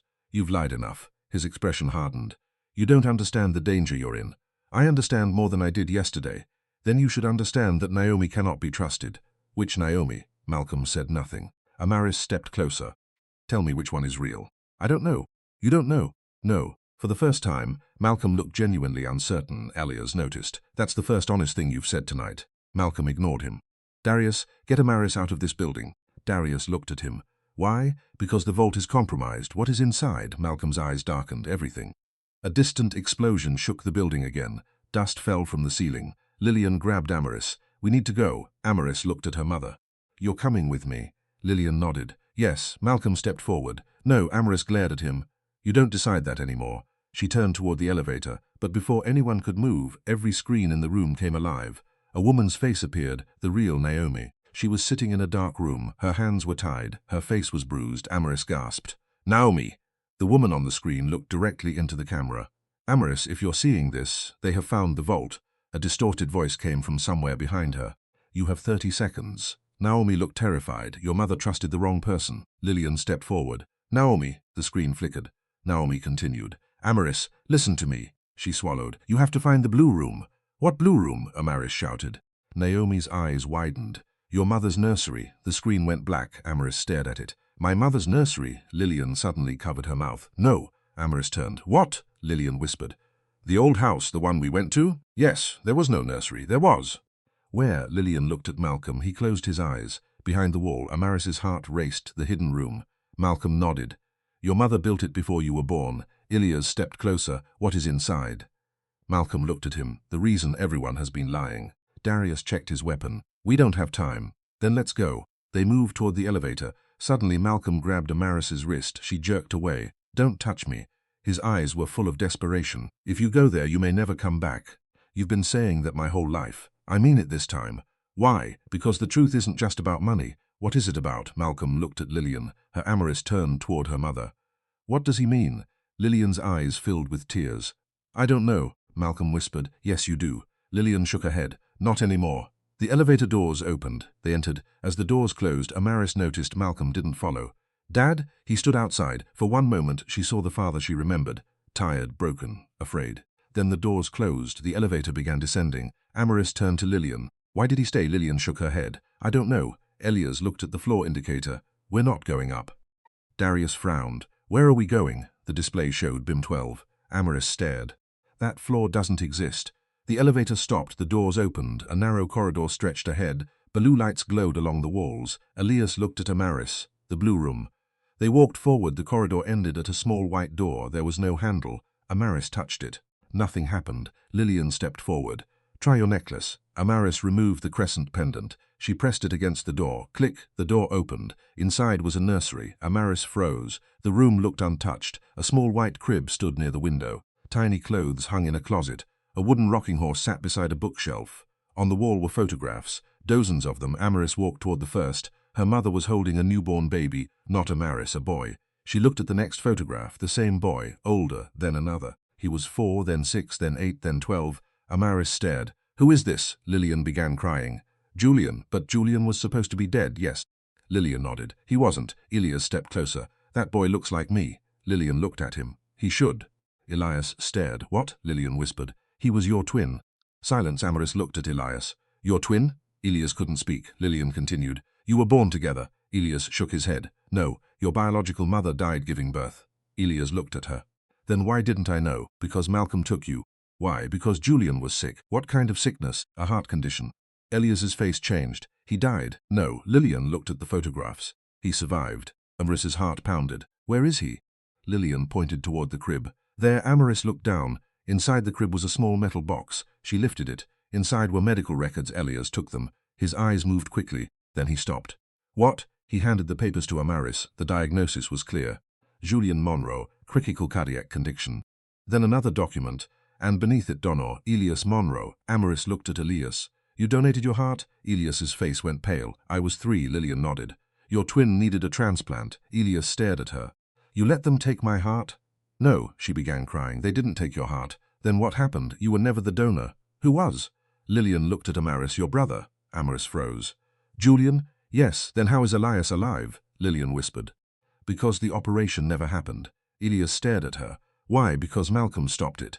Why? Because he discovered something. What? Lillian's eyes moved toward the door. Your blood. Elias frowned. What about it? You had a rare genetic marker. Amaris felt a chill. What kind? Lillian shook her head. Not the kind you're thinking. Elias stepped closer. Tell me. Lillian took a breath. You weren't just born with money. What does that mean? You were born with a genetic condition that made you unusually resistant to a certain type of neurological manipulation. Darius looked confused. Manipulation? Lillian nodded. The technology Malcolm developed. Elias suddenly understood. The control system. Yes. You mean I can't be controlled? Not easily. Amaris stared. Then why did Malcolm want Elias? Because he needed someone who could access the system without being affected by it. Elias stepped backward. My father knew. Yes. And Malcolm used me. Yes. To control other people. Lillian nodded. Elias looked sick. What about Julian? Julian didn't have the same resistance. Amaris whispered. So they controlled him. Yes, that's why Adrian was programmed. Silence. Suddenly, a noise came from behind the wall. 3 knocks. Everyone froze. Knock. Knock. Darius raised his weapon. Someone's inside. Amaris looked around. Where? The knocking came again. From behind the nursery bookshelf. Elias moved toward it. He pushed. Nothing. Darius helped. The shelf moved. A hidden staircase appeared. They descended. At the bottom was a small medical room. A hospital bed stood in the center. Someone was lying beneath a white sheet. Amaris stopped. No. Lillian's face turned pale. Julian. Elias rushed forward. He pulled the sheet back. A young man lay unconscious. He looked almost exactly like Elias. Same face, same eyes, same jaw. Amaris began crying. My brother. Elias stared at his twin. He reached down and touched his hand. Julian. The young man's fingers moved. Elias froze. Julian. His eyes opened, slowly, confused. He looked at Elias, then Amaris. His lips moved. Mom? Lillian collapsed beside the bed. Oh, my baby. Julian looked at her. Where have you been? I've been here. No. He shook his head. You disappeared, Lillian cried. I never left you. Julian looked at Elias. Who is he? Elias swallowed. I'm your brother. Julian stared. My brother died. No, you're lying. Elias shook his head. We were twins. Julian looked at Lillian. Is that true? She nodded. Julian began crying. I remember. What? The fire. Everyone went silent. What fire? Amaris asked. Julian looked at her. Dad? Which dad? Malcolm. He swallowed. He took me. Lillian nodded. Why? Julian's eyes closed. He said you were dead. Amaris's heart shattered. He told you I was dead? Yes. Why? He said you killed Mom. Amaris began crying. I didn't. Julian looked at her. I know. You remember some things. What? A car? Lillian froze. A car. Julian nodded. Mom was inside. Where? Near the lake. Darius stepped forward.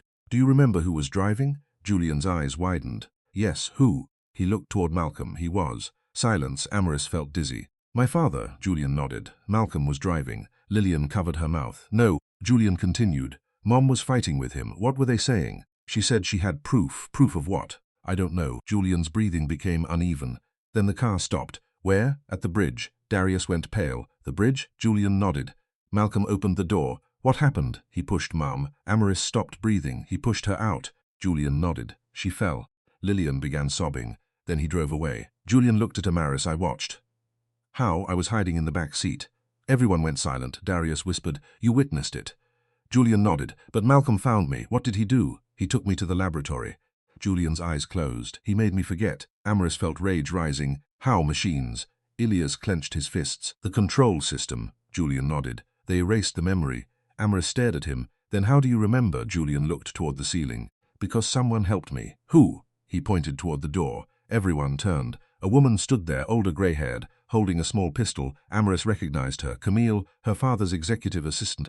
Camille lowered the weapon. I'm sorry. Darius raised his. Drop it. Camille did. I've been working for Malcolm for 22 years. Amaris stared. Why are you here? Because I couldn't live with it anymore. What did you do? I helped Julian escape. When tonight? But how? Camille looked at Lillian. Your mother asked me to. Amaris turned toward Lillian. You knew? Lillian shook her head. No. Camille stepped closer. She doesn't remember everything. What do you mean? Because Malcolm altered her memory too. Lillian's face changed. What? Camille nodded. He didn't just erase Julian's memories. He erased yours. Amaris looked at her mother. You don't remember killing anyone. Lillian stared. I don't. You don't remember the night you disappeared. No, because Malcolm made you believe you escaped. Lillian began shaking. What actually happened? Camille whispered. You were buried. Amaris's blood ran cold. Buried. Alive. Darius stared at her. That can't be. It happened. Where? Camille looked at Amaris. Beneath the old Bennett cemetery. Amaris remembered the key, her mother's grave. The empty grave, the vault. Everything suddenly connected. The evidence, Camille nodded. Not just evidence. What else? Your mother's original memories, Amaris stared. Stored digitally? Yes, then we can prove everything. Camille shook her head. No, why? Because Malcolm isn't the only one who knows about the vault. A deep voice came from the hallway. She's right. Everyone turned. Calvin Monroe stood there, but he wasn't alone. Behind him were armed men. Calvin looked at Amaris. You've found the room. Elias stepped forward. What do you want, your brother? Julian looked terrified. Calvin smiled. He belongs to me. Elias shook his head. No. Calvin raised his hand. One of the men aimed at Julian. Amaris stepped in front of the bed. No. Calvin stopped. You care about him. He's my brother. Calvin smiled. Then you'll make this easy. What do you want? The key. Amaris looked at her necklace. The crescent? Yes. Why? Because it opens the vault. What vault? The one beneath your mother's grave. Amaris tightened her grip around the necklace. You won't get it. Calvin's smile disappeared. Then someone here will die. Darius raised his weapon. Calvin's men raised theirs. Elias stepped in front of Amaris. Calvin looked at him. Move, no. You're willing to die for her? Yes. Calvin sighed. Just like your mother. Then the lights went out. A gunshot exploded. Someone screamed when the emergency lights returned. Julian was gone, and the crescent necklace had disappeared from Amaris's neck. She looked at Elias. He looked at her. Then Darius shouted, Camille! The room was empty. Camille had vanished, along with the key. The room erupted into chaos. Camille! Amaris's scream echoed through the hidden laboratory. Darius rushed toward the doorway. Elias checked Julian's empty bed. Lillian stood frozen, one hand pressed against her mouth. Calvin simply smiled. You should have watched the assistant. Amaris turned on him. You knew, I suspected. You sent her, no. Then who did? Calvin's expression changed. I don't know. That frightened Amaris more than anything else. Because if Calvin truly didn't know, someone else was controlling the game. Darius returned. She didn't leave through the hallway. Elias looked at the floor. There, a thin trail of blood led toward a ventilation panel. Amaris's stomach tightened. Julian is injured. Elias ripped the panel open. Inside, a narrow tunnel disappeared into darkness. He climbed in immediately. Elias, he looked back. Stay here. No, you don't know what's inside. My brother is inside. So am I, Darius said. He followed. Amaris climbed after them. Lillian tried to follow. Amaris stopped her. Mom, stay here. I won't lose another child. You won't. Amaris squeezed her hand. We're bringing him back. The tunnel was narrow. Metal scraped against their clothes. Blood marked the walls. Elias moved quickly. He's close. How do you know? I can hear him. Amaris listened. Nothing. Then, a faint cry. Help, Julian. They crawled faster. The tunnel opened into a small room. Julian was tied to a chair. Camille stood behind him, a gun pressed against his head. Amaris froze. Camille. The older woman looked at her. I'm sorry. You took my brother. I had no choice. Everyone keeps saying that. Camille's eyes filled with tears, because it's true. Darius raised his weapon. Put it down. Camille shook her head. If I do, he dies. Who is threatening you? She looked toward the ceiling. Malcolm. Amaris stepped closer. My father? Yes. What does he have on you? Camille laughed bitterly. Everything. Tell me. He has my daughter. Amaris froze. Your daughter? She disappeared 14 years ago. Darius lowered his gun slightly. Malcolm took her. Camille nodded. He told me if I ever betrayed him, I'd never see her again. Amaris stared at her. Then why did you help Julian? Because I found her. Where? Camille looked at the floor. She's in the next room. Amaris's heart pounded. What? Camille opened a hidden door. Inside was a teenage girl. She looked terrified. Mom? Camille dropped the gun. My baby. The girl ran into her arms. Amaris watched them embrace. For one moment, the entire conspiracy disappeared. There was only a mother holding her child. Then Darius noticed something. Wait. He pointed toward the girl's wrist. A small black device was attached. What's that? Camille froze. No, Elias moved closer. Don't touch it. Why? It's a tracker. Camille looked at him. Malcolm can find her. Yes, then he knows we're here. A speaker crackled. Malcolm's voice filled the room. Of course I do. Everyone froze. Camille's daughter began crying. Malcolm continued. Camille, you disappointed me. Camille shouted. Let her go. You know the rules. I did what you asked. You stole my property. Julian isn't property. Malcolm laughed. Everything inside this building belongs to me. Amaris stepped toward the speaker. You're finished. No, you've lost. No, you can't control everyone forever. Malcolm's voice softened. Amaris, I never wanted to control you. Then why did you lie? Because you were never ready. For what? For power. Silence. What power? You'll see. The speaker went dead. Elias looked at Amaris. We need to leave. Darius nodded, but Julian is still weak. Elias untied him. Julian struggled to stand. Amaris supported him. Can you walk? He nodded. I think so. They moved back through the tunnel, but when they reached the laboratory, Lillian was gone. Amaris froze. Mom? No answer. Darius searched the room. She's not here. Calvin was gone too. Amaris's heart sank. They took her. Elias looked around. A piece of paper lay on the floor. He picked it up. One sentence. The cemetery. Amaris looked at him. My mother's grave. Yes, we have to go. Darius shook his head. It's a trap. I know. Then why go? Because my mother is there. And that's exactly why they want you there. Amaris looked at Julian. Can you tell us anything? Julian closed his eyes. I remember the cemetery. What happened? Malcolm took me there once. Why? He showed me a grave. Whose? My mother's. But she wasn't dead. I didn't know. Julian swallowed. He told me that if I ever tried to find her, he'd bury me beside her. Amaris felt sick. Did he ever take you into the vault? No. Then who knows how to open it? Julian looked at her necklace. But the necklace is gone. He stared. No, what? The necklace wasn't the key. Amaris frowned. What do you mean? Julian looked at Elias. It was a decoy. Elias's expression changed. Then what opens the vault? Julian whispered, blood. Amaris stared. Whose? Yours. They reached the cemetery just before dawn. The rain had stopped. Fog covered the ground. Rows of old graves disappeared into the darkness. Amaris walked toward her mother's grave. The stone was cracked. The name had almost faded. Lillian Bennett, beloved mother, beloved wife.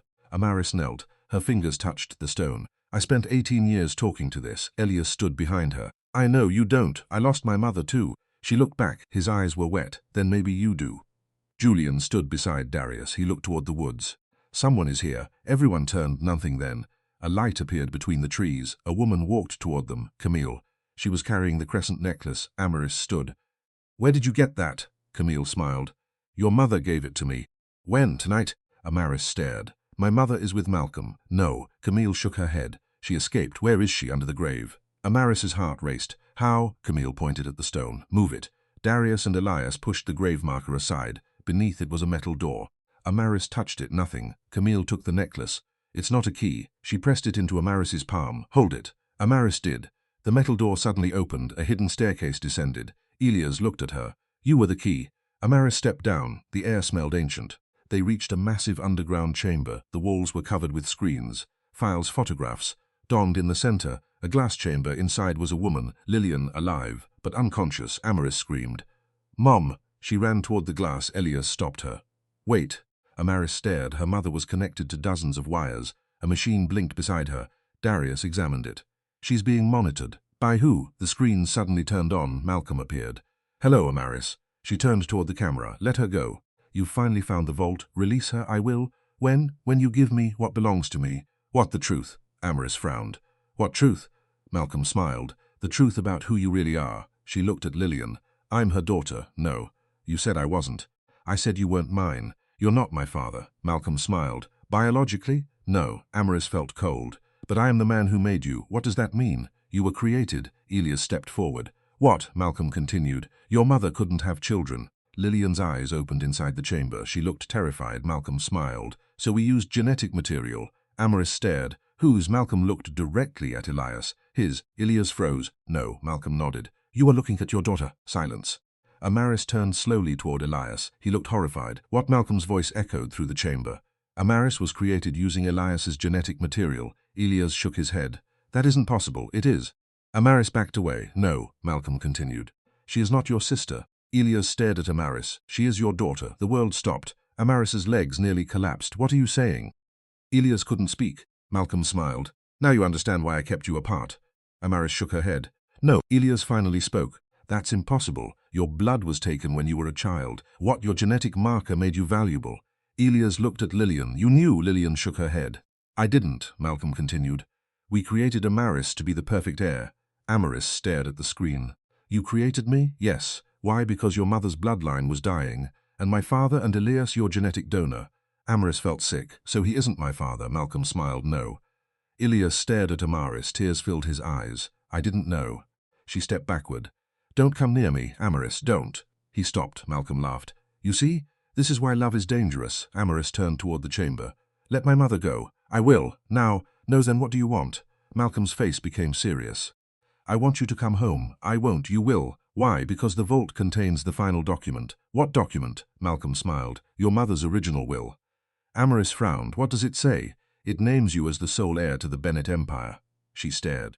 But if I'm not your daughter, you don't need to be. What? The will was written before the genetic truth was known. Malcolm leaned closer. Legally, you are still Lillian's daughter. Amaris looked at Elias, then at her mother, then at the files. You want me to inherit? No. What then? Malcolm smiled. I want you to sign everything back to me. Amaris understood. You need my signature. Yes. Why? Because the moment you sign, I control the Empire legally, and if I refuse, Malcolm's eyes shifted toward Lillian. The machine beside her began flashing red. Lillian's body convulsed. Mum, Amaris screamed. Stop! Malcolm's voice remained calm. Sign. I need proof she's alive. A camera angle changed. Lillian's face appeared on a screen. Her eyes were open. She was crying. Don't do it, she whispered. Malcolm smiled. Choose. Amaris stared at her mother, then at Elias, then at the documents. She walked toward the table. I'll sign. Elias grabbed her wrist. No, let me go. He'll kill her anyway. I don't care. You should. My mother is dying. Elias looked at her. We'll find another way. There isn't time, he whispered. There is. Amaris looked at him. How? Elias glanced toward the ceiling. Because Malcolm made one mistake. What? He showed us the machine. Darius understood. You can hack it. Elias nodded. Amaris looked at the screen. Malcolm was watching. Do it. Elias moved toward the controls. His fingers flew across the keyboard. Security warnings flashed a DNID. He tried again. Malcolm laughed. You can't break this system. Elias smiled. I don't need to. He pressed one final key. The entire system went black. Malcolm's face disappeared. The chamber unlocked. Elias opened it. Lillian collapsed into Amaris's arms. Mom. Lillian held her daughter tightly. I thought I'd never see you again. Amaris cried. I thought you were dead. I know. I hate you. I know. I love you. Lillian sobbed. I love you too. Then a gunshot echoed. Darius fell. Amaris screamed. Blood spread across his shirt. Elias turned. A shadow stood at the far end of the vault. Malcolm. He raised his gun again. But before he could fire, another shot rang out. Malcolm dropped his weapon. He stumbled backward. A figure emerged behind him. Calvin. Enough. Malcolm turned. Calvin raised his gun. This ends tonight. But Malcolm smiled because he wasn't looking at Calvin. He was looking at Amaris. And Amaris suddenly realized why. Someone had entered the vault behind her. She turned. Julian stood there. His eyes were empty. His hand held a gun, and he was aiming directly at Elias. Julian stood perfectly still. The gun in his hand pointed directly at Elias's chest. Amaris's blood turned cold. Julian. He didn't blink. Elias slowly raised his hands. Put the gun down. Julian's expression remained empty. I'm sorry. Then his finger tightened around the trigger. Julian, no! Amaris threw herself between them. The gunshot exploded. But the bullet never reached Elias. Calvin had moved first. He slammed Julian's arm upward just as the weapon fired. The bullet struck the ceiling. Everyone screamed. Julian stumbled backward. Calvin grabbed his wrist. What did they do to you? Julian stared at him. I don't know. Elias rushed forward. Julian, but Julian suddenly collapsed. Amaris caught him. Help me. Lillian dropped beside them. His eyes. What? They've activated the conditioning. Elias looked toward the shattered control panel. No. Darius, bleeding heavily, forced himself upright. Elias turned. Darius pressed one hand against his wound. You need to destroy the transmitter. Where? Darius pointed toward the far wall, behind the main server. Elias ran. Amaris held Julian's head against her lap. Stay with me. Julian's eyes fluttered. Amaris, I'm here. Don't trust. His voice faded. Who? Julian's lips barely moved. Amaris looked up. Calvin was standing across the room. His gun was still in his hand. Why? Julian's eyes closed. Because, he whispered one final word. Brother. Amaris stared. What? Julian went unconscious. Elias reached the server. He pulled the panel open. Inside was a small black device. A red light blinked. Darius shouted, Don't touch it. Elias stopped. Why? It's not a transmitter. Then what is it? A detonator. Calvin looked toward the ceiling. We need to leave. Elias stared at him. How long? Calvin looked at the device. Less than 3 minutes. Amaris grabbed Julian. Move. They rushed toward the exit. Lillian stumbled. Amaris caught her. Mom, come on. I can't. You can. My legs. Elias returned. I've got her. He lifted Lillian into his arms. Amaris carried Julian's weight across her shoulder. Darius followed, leaving a trail of blood. Calvin stayed behind. Amaris turned. Calvin, he shook his head. Go, you'll die, I know. Then come with us. He smiled sadly. I've spent 20 years running. He looked at Elias. It's time I stopped. Elias stared at him. Dad, Calvin's eyes filled with tears. I should have told you the truth. Which truth? That you were never the donor. Elias froze. What? Calvin looked at Amaris. Everything Malcolm told you about her creation was a lie. Amaris stopped. What? Amaris wasn't created from Elias's genetic material. Lillian stared. What are you saying? Calvin shouted. Run! The vault doors began closing. Elias grabbed Amaris. They sprinted. The doors slammed shut behind them. 3 seconds later, boom, the entire underground chamber shook. Dust rained from the ceiling. Amaris screamed. Calvin! No answer. Elias held her tightly. We have to go. They climbed the staircase. Behind them, the underground facility began collapsing. Darius leaned against the wall. I don't think we can make it. Amaris looked at him. You're not dying. He smiled weakly. Bossy, shut up.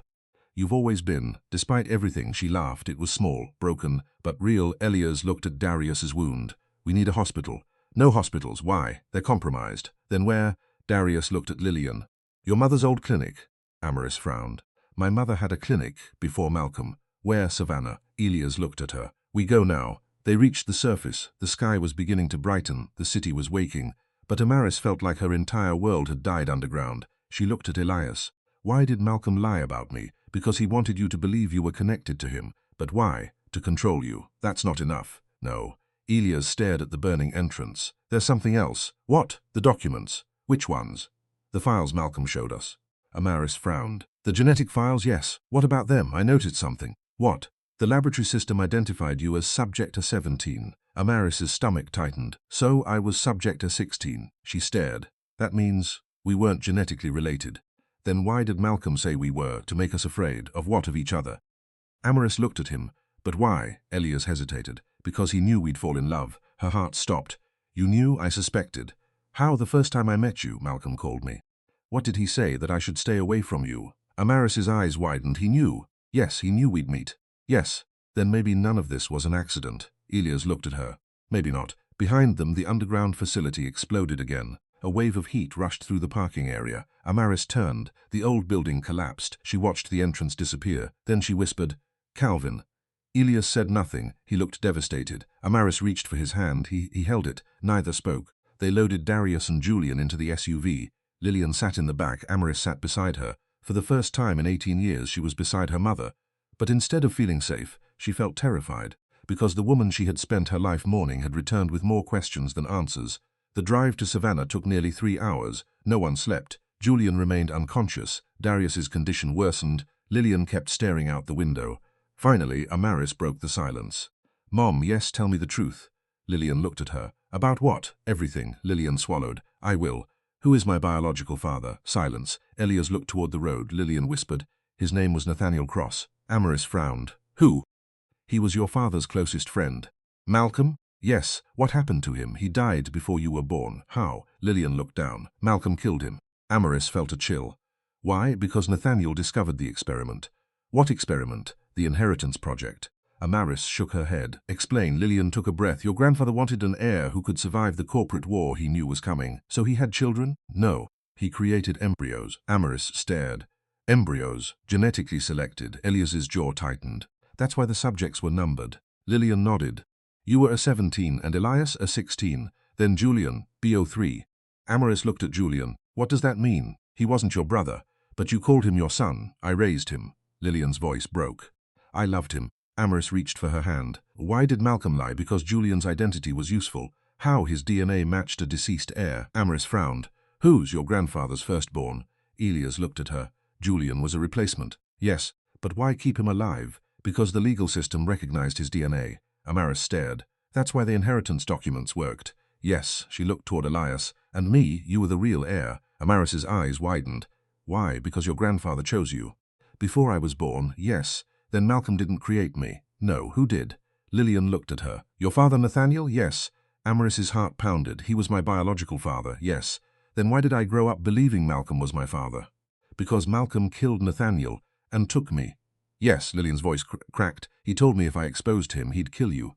Amaris stared at her mother. You sacrificed 18 years, yes, for me, yes. Amaris's eyes filled with tears. I'm sorry.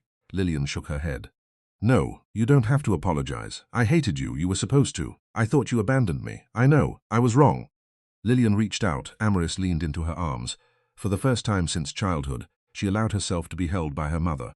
"I missed you," Lillian whispered. "I missed you too." The moment was interrupted by Darius. "Turn left." Elias looked at him.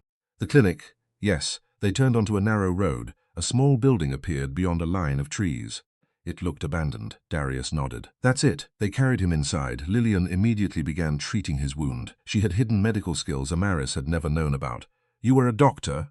"Before Malcolm." "What happened?" "He made me disappear." Darius smiled weakly. "Then it's good to have you back." Lillian looked at the wound. "Bullet went through." "Lucky me. You'll survive." "Good." Amaris stood nearby. She watched her mother work. It was strange, almost comforting. Then Julian woke. His eyes opened suddenly. "Amaris," she rushed to him. "I'm here." He looked around. "Where are we? My mother's clinic." "Mom." Lillian turned. "I'm here." Julian stared at her, then tears filled his eyes. "You came back." Lillian walked toward him. "I never left." Julian began crying. Lillian held him. Amaris watched. Two broken people reunited. Then Julian whispered, "Calvin." Everyone went silent. "What about him?" Elias asked. Julian looked at him. "He's alive." Elias froze. "What?" "He escaped before the explosion." "How?" "Secret tunnel." "Where does it lead?" Julian shook his head. Darius suddenly spoke. He knew the tunnel existed. Elias frowned. "How?" Darius looked at Amaris. "Because he built it." Silence. "Who?" "Calvin." Elias's face hardened. "He survived." Amaris looked at Julian. "You said he was your brother." Julian stared. "I didn't mean Elias." "Then who?" Julian hesitated. "The other one." "What other one?" Julian looked at Lillian. "Naomi." Lillian froze. Amaris's heart raced. "You mean the woman from the vault?" "No." Julian shook his head. "The real Naomi." "Where is she?" Julian looked toward the window. She was with Calvin. Elias frowned. "Why?" "Because she helped him escape." Amaris felt sick. "Then the woman who attacked us wasn't Naomi? Who was she?" Julian looked at Amaris. "Her name is Serena." Amaris's blood ran cold. "Serena?" "Yes." "Who is she?" Julian whispered, "Malcolm's daughter." The room fell silent. Amaris stared. "Malcolm had a daughter?" "Yes." "Then why did she look like Naomi?" Julian's eyes filled with fear. "Because Serena was created to replace her." Lillian closed her eyes. "Oh God." Amaris looked at her. "You knew." "I knew Malcolm had another child, but not where." "No." Julian sat up. "There is more." "What?" "Serena isn't working for Malcolm anymore." "Then who?" Julian looked directly at Elias. "She wants you." Elias frowned. "Why?" "Because Malcolm told her you were the reason her mother died." Amaris stared. "That isn't true." "I know." "Then why does she believe it?" "Because Malcolm made her believe it." Darius sighed. "Another manipulated child." Julian nodded. "That's why she stole the necklace." "But the necklace wasn't the key." "No." "Then why take it?" Julian looked at Amaris. "To find you." "Why?" "Because the necklace contains a tracking chip." Amaris touched her neck. "What?" "The moment Serena took it, she knew where you were." Elias stood. "We need to move." Lillian shook her head. "Darius can't. Then we'll leave without him." Darius smiled. "You're not leaving me." Suddenly, a vehicle stopped outside. Everyone froze. Elias moved toward the window. "Someone's here."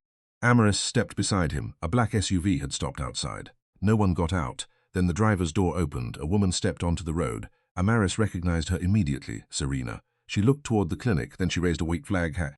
"I want to talk." Elias reached for his weapon. Amaris stopped him. "Wait," Serena shouted. "I know where Calvin took Naomi." Amaris's heart pounded. "Where?" Serena looked directly at the window. "Your family mansion." Amaris frowned. "That house burned down." Serena smiled. "No." She paused. "The house you know burned down was a replica." Amaris stared. "What?"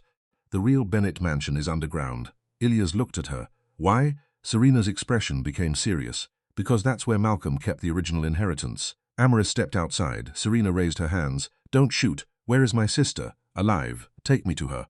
"What do you want?" Serena looked at Elias. "Him." Elias stepped forward. "No." Serena smiled. "Then Naomi dies." Amaris's heart stopped. "You're lying." "No, prove it." Serena pulled out her phone. She played a video. Naomi was tied to a chair. Blood covered her, faced her. He looked directly into the camera. "Bring Elias." Naomi lifted her head. "Don't." Calvin smiled. "Or your sister dies." The video ended. Amaris stared at Serena. "Where is the mansion?" "An hour from here. Take us." Serena nodded. "But there's one thing you need to know." "What?" She looked at Elias. "Calvin isn't trying to kill you." "Then what does he want?" Serena's eyes darkened. "He wants to make you remember who you really are." Elias frowned. "I already know." "No." She shook her head. "You don't." Then Serena looked at Amaris. "And neither do you." She turned toward the SUV. "Come with me." Amaris hesitated. Elias grabbed her hand. "Don't." She looked at him. "My sister is alive, and it could be a trap." "It is." "Then why go?" "Because if I stay here, I'll always wonder." Elias stared at her. "Then I'm coming." Serena shook her head. "No." Elias stepped forward. "I'm not letting her go alone." Serena looked at him. You don't understand. Try me. You're exactly what Calvin wants. Why? Because you're the only person who can open the final vault. Elias went still. What vault? Serena smiled. The one your father died trying to find. Amaris's heart raced. Calvin didn't die. No. Serena looked toward the dark road. He's waiting. For us? Yes. She opened the SUV door. And he has something that belongs to both of you. What? Serena whispered. The truth about the night you were born. She looked at Elias. And the truth about who really saved you. Then she got into the SUV. Amaris looked at Elias. Neither spoke. Finally, he nodded. Let's go. They climbed into the vehicle. The clinic disappeared behind them. Darius remained with Lillian. The road stretched into darkness. But none of them noticed the small black drone following from above. Inside the SUV, Serena stared at the road. Amaris watched her carefully. Why are you helping us? Serena, I owe Naomi. Why? She saved my life. When? Years ago. From what? Serena's eyes hardened. From my father. Amaris waited. Serena finally whispered. He tried to kill me. Why? Because I refused to kill you. Amaris's heart stopped. When tonight? Elias looked at her. You were supposed to kill Amaris. Yes. Why didn't you? Serena looked back. Because when I saw her, she paused. I saw my mother. Amaris's eyes filled with tears. Who was your mother? Serena looked at her. Lillian. Amaris froze. No. Serena nodded. Lillian was my mother too. Elias stared. Amaris whispered. You're my sister. Serena's eyes filled with tears. Yes. The car continued through the darkness, and for the first time Amaris realized the shocking secret she'd been searching for wasn't about a fortune. It wasn't about Malcolm. It wasn't even about Elias. It was about the family she thought she had lost, and the two sisters who had been stolen from her. But then Serena's phone rang. She answered. Her face changed. What? She listened, then whispered, no. Amaris grabbed her arm. What happened? Serena looked at her. Calvin has changed the plan. What plan? He isn't waiting for us at the mansion. Then where? Serena's voice trembled. He's coming here. A second later, headlights appeared behind them. 3 black SUVs emerged from the darkness. Serena accelerated. Elias looked through the rear window. They're armed. Amaris's heart raced. How many? Too many. The first SUV rammed them. The vehicle swerved. Amaris screamed. Serena fought the steering wheel. Another vehicle pulled alongside them. A man raised a weapon. Elias shouted. Down! The window shattered. Glass exploded across the cabin. Amaris ducked. Serena slammed the brakes. The pursuing SUV flew past them. Elias looked at Serena. Can you keep driving? Yes, then don't stop. Serena accelerated again, but suddenly, a roadblock appeared ahead. Black vehicles surrounded the road. Men stepped out, and standing in the middle of them was Calvin Monroe. He raised one hand. Every vehicle stopped. Calvin looked directly through the windshield at Elias, then at Amaris, and finally at Serena. He smiled. Family reunion. Calvin stood in the middle of the road as if he had been waiting for them all night. Rain began falling again, slowly at first, then harder. Amaris stared through the windshield. 3 black SUVs surrounded them. Men with weapons stood on both sides. Serena's hands tightened around the steering wheel. Elias leaned toward her. Can you reverse? No, then we go through. Serena shook her head. There are too many. Calvin stepped closer. His face appeared through the rain-streaked windshield. He lifted his hand. Elias. Elias opened the door. Amaris grabbed his arm. Don't. He looked at her. If I don't go, he'll hurt everyone, Calvin called out. You have 10 seconds. Elias stepped outside. Amaris followed. No! Calvin smiled. I was wondering when you'd finally stop hiding behind everyone else. Elias stood in the rain. What do you want? You, why? You're the only person who can open the final vault. I don't know what you're talking about. Calvin laughed. You really don't remember. Remember what? Calvin walked closer. The night you were born. Elias's face hardened. I was 3 months old. You were older than that. What? You were 6 years old. Amaris stared. What? Calvin looked at her. And you were 9. Serena stepped out of the vehicle. Stop playing games. Calvin looked at her. You should have stayed where you were. Serena raised her weapon. You tried to kill me. I tried to save you. You kidnapped me. I rescued you. You lied to me. I protected you from the truth. Serena laughed bitterly. Everyone in this family uses that word. Calvin looked at Amaris. Protection. She stepped forward. You have my mother. Yes. Where? Safe. Where is Naomi? Safe. Then why are you threatening us? Because you don't understand what is coming. What is coming? Calvin's expression changed. Malcolm, Amaris frowned. I thought you were fighting him. I was. And now I know what he has done. Elias stepped closer. What did he do? Calvin looked at him. He activated the program. What program? The one inside you. Elias froze. Amaris stared at him. What does that mean? Calvin answered quietly. Your memories are not yours. Elias shook his head. That's impossible. No. Calvin pointed at his head. Your childhood memories were reconstructed. Why? To hide what happened. What happened? Calvin looked at Serena, then Amaris, then Elias. You three were never separated by accident. Amaris's heart raced. Then why? Because Malcolm discovered that the three of you together could unlock something. What? The Bennett inheritance?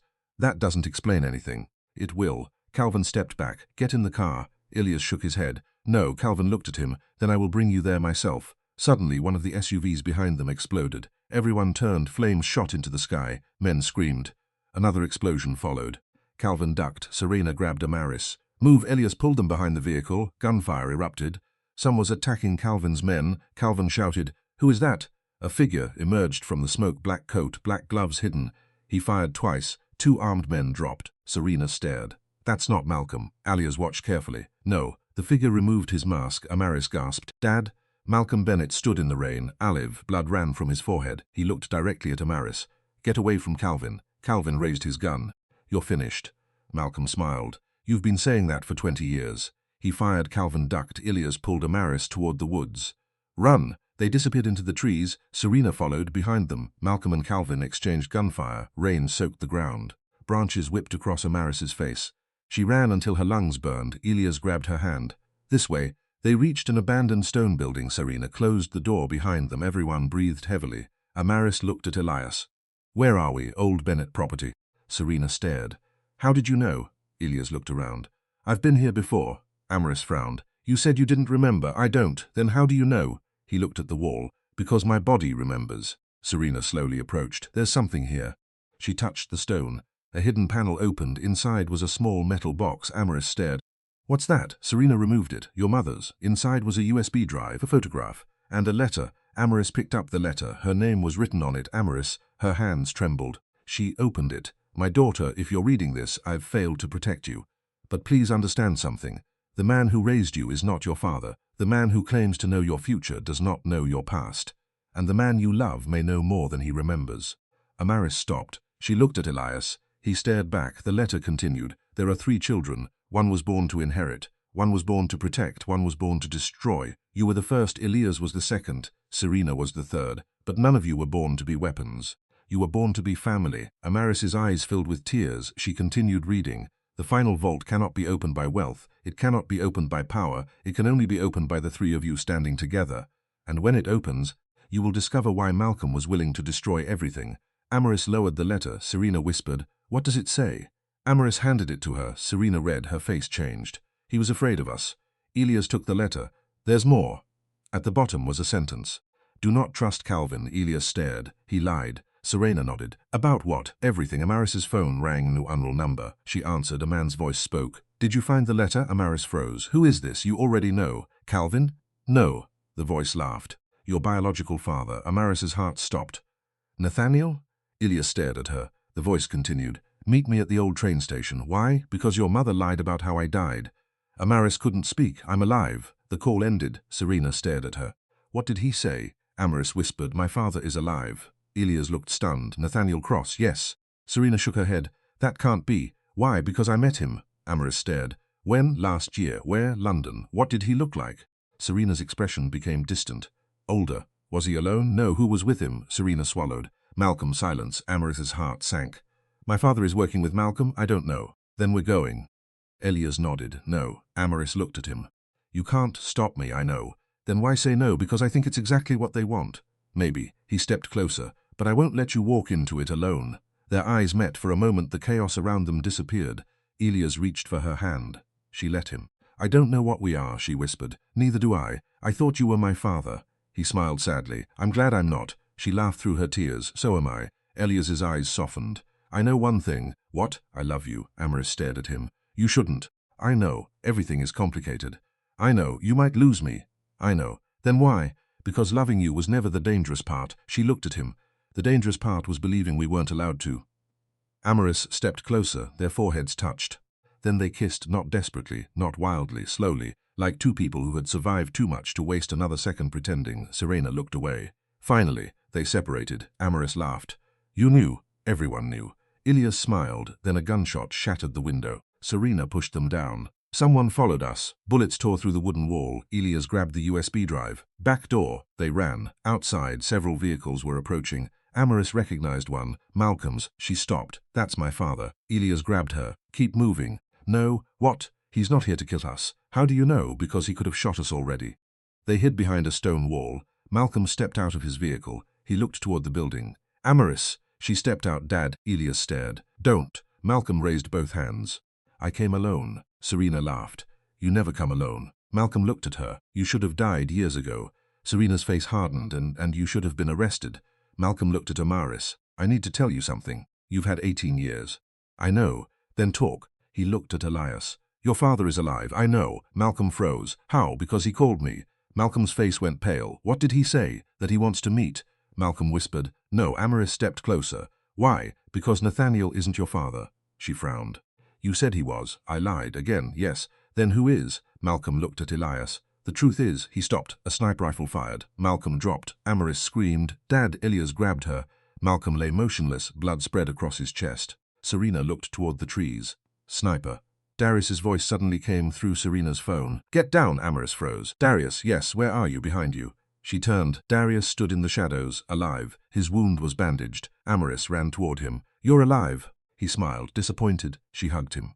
No. Good. Elias looked toward Malcolm. He's alive. Darius nodded. Barely. Amaris knelt beside him. Dad. Malcolm opened his eyes. Amaris, who shot you? He looked toward the woods. Nathaniel. She froze. Why? Malcolm coughed. Because he struggled to speak. He wants the vault. What is inside? Malcolm looked at Elias. The original records. What records? Your birth. Elias stepped closer. What about it? Malcolm whispered. You weren't born naturally. Elias frowned. I know. No. Malcolm shook his head. You were cloned. Silence. Amaris stared. What? Malcolm looked at Elias. You are a genetic copy of someone else. Elias's face went blank. Whose? Malcolm closed his eyes. Your grandfather. Elias staggered backward. Amaris whispered. That makes no sense. Malcolm smiled weakly. It will. A car screeched to a stop. Everyone turned. A man stepped out, older. Tall scar across his cheek. Amaris stared. She knew him from photographs, from her mother's letters, from every secret she had ever been denied. Nathaniel Cross, her supposed biological father. Malcolm. Malcolm looked at him. Nathaniel. Nathaniel smiled. You should have stayed dead. Malcolm whispered. So should you. Nathaniel looked at Amaris. Come with me. She shook her head. Why? Because I'm your father. Are you? He hesitated. That hesitation answered everything. Elias stepped forward. Who am I? Nathaniel looked at him, then at Amaris, then smiled. You're about to find out. He raised his weapon, but before he could fire, another voice came from behind him. Put it down. Everyone turned. Lillian stood there, holding a gun. Nathaniel slowly lowered his weapon. Lillian. She stared at him. You promised me. Nathaniel's face changed. I had no choice. You always have a choice. Amaris stared between them. You know each other. Lillian nodded. Yes. How? Lillian's eyes filled with tears. He was my husband. Amaris's world tilted. What? Lillian whispered. Nathaniel Cross was your father. Then she looked at Elias. And he was never your father's son. Elias stared. Then who am I? Lillian's voice broke. You are the original heir. Nathaniel stepped forward. And I am the man who stole you. Amaris looked at him. Why? Nathaniel's eyes filled with tears. Because Malcolm told me if I didn't, he would kill you. Amaris shook her head. Where were you all these years? Nathaniel looked toward the road, watching. Why didn't you come back? Because every time I tried. He looked at Malcolm. He found me. Malcolm laughed weakly. You were never brave enough. Nathaniel's face hardened. Tonight I am. He looked at Amaris. Come with me. She shook her head. No. Why? Because I don't know who to trust anymore. Nathaniel nodded. Then trust yourself. He stepped backward. I'll be at the station. Wait. He stopped. What? Amaris held up the USB. What is on this? Nathaniel smiled. The truth. Then he disappeared into the darkness. Amaris looked at Elias. What do we do? He took a hand. We find the vault. Darius nodded. And we find out who you really are. They returned to the abandoned building. Inside, Elias inserted the USB into an old computer. A video appeared. Lillian sat in front of the camera. She looked younger, terrified. She began speaking. If you're watching this, then Malcolm failed. Amaris stared. Lillian continued. Amaris, you need to know something. She paused. You were never created to inherit the Empire. The screen flickered. You were created to expose it. Amaris's eyes widened.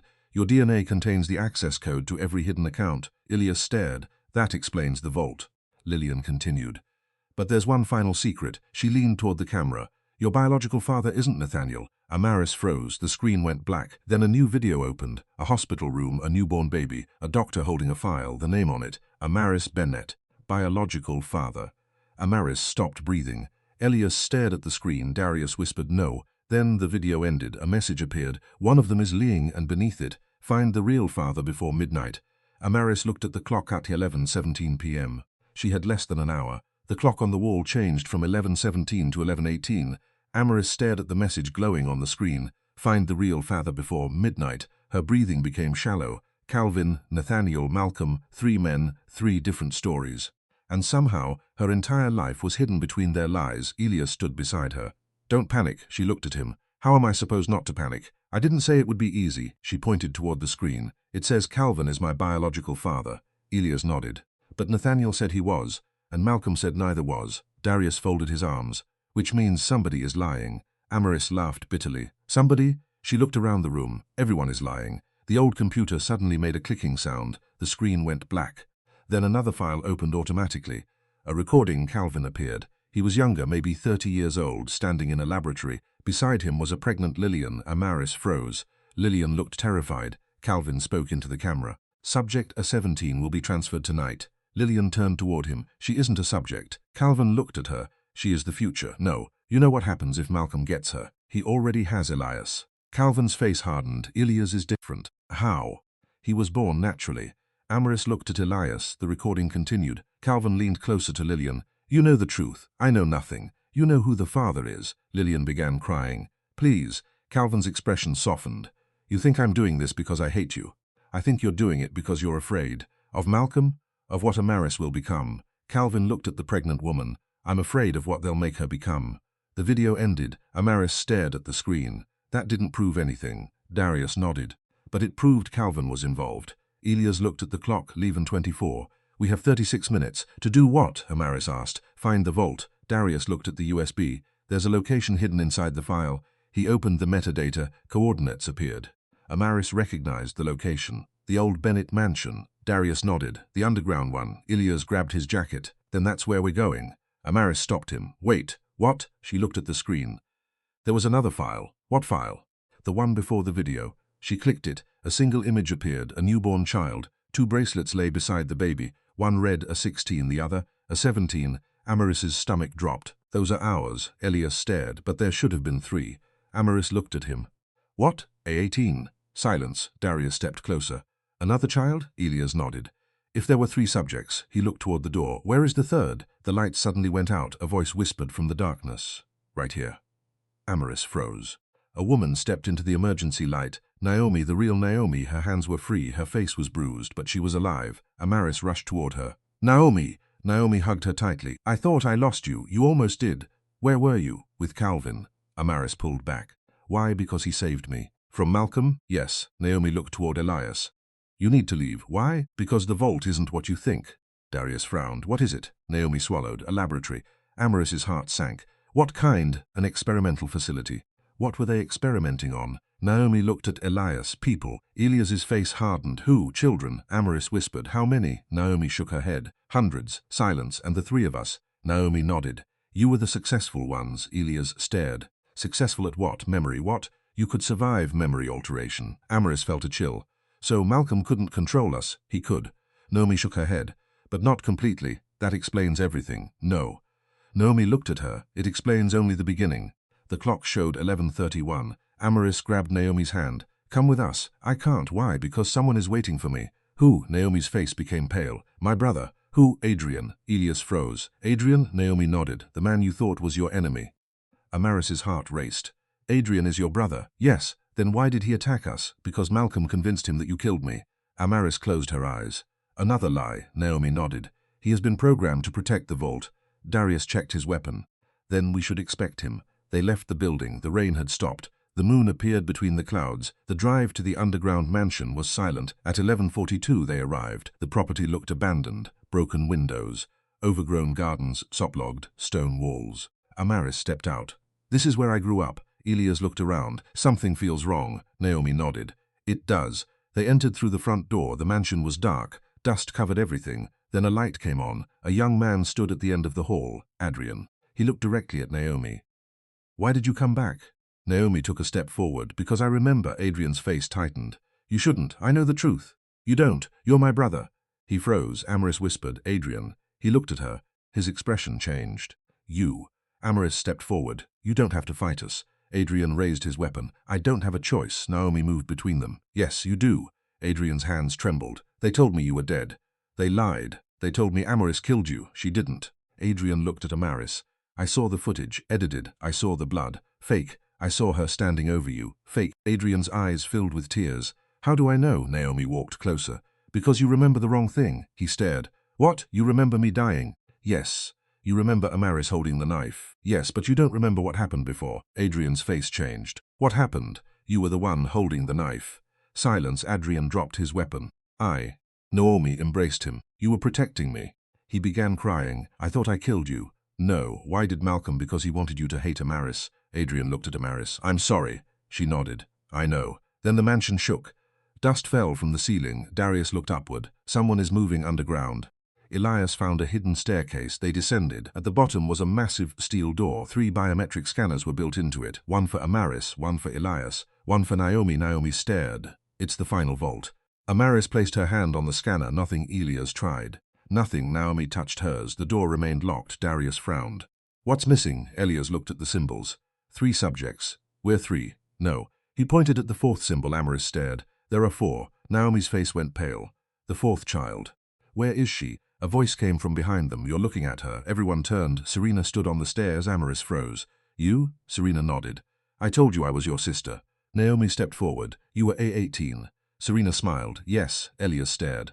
Then why didn't the system recognize you? Because I was erased. What? Malcolm deleted my genetic record. Why? Serena's expression darkened. Because I wasn't supposed to survive. She walked toward the door. Give me your hand. Amaris hesitated. Serena extended hers. Trust me. Amaris took it. They touched the scanner together. A red light appeared. Then blue. Elias and Naomi added their hands. The door unlocked. A massive chamber opened. Inside were hundreds of files, photographs, medical records, and one enormous screen. It turned on automatically. A message appeared. Project Bennett fun subjects. Then a 16 Elias, a 17 Amaris, a 18 Serena, a 19 Naomi. Amaris stared. Naomi too. Naomi nodded slowly. I didn't know. Darius looked at the records. There were 4. Elias opened a file, then stopped. There's another name. What? He turned the document around. A 20, Adrian. Everyone stared at him. Adrian stepped backward. No. Naomi rushed toward him. You were part of it. No, you don't remember. I would remember. Not if they erased it. Adrian shook his head. No. The screen suddenly changed. A video appeared. Malcolm sat behind a desk. He looked directly into the camera. If you're watching this, then all 5 subjects are together. Amaris whispered, 5. Malcolm smiled. You were never created to inherit the Bennett fortune. He leaned forward. You were created to protect something far more valuable. The screen showed an underground map. A vault beneath the mansion. Malcolm continued.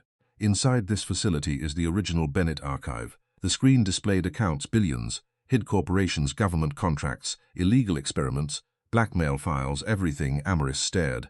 This is bigger than the company. Yes, Malcolm continued. The Bennett family controlled politicians, banks, hospitals, and private security firms. Darius whispered, this could destroy half the city. Malcolm smiled. And the 5 of you were designed to expose it. Amaris stared. Then why did you hurt us? Malcolm's face became cold.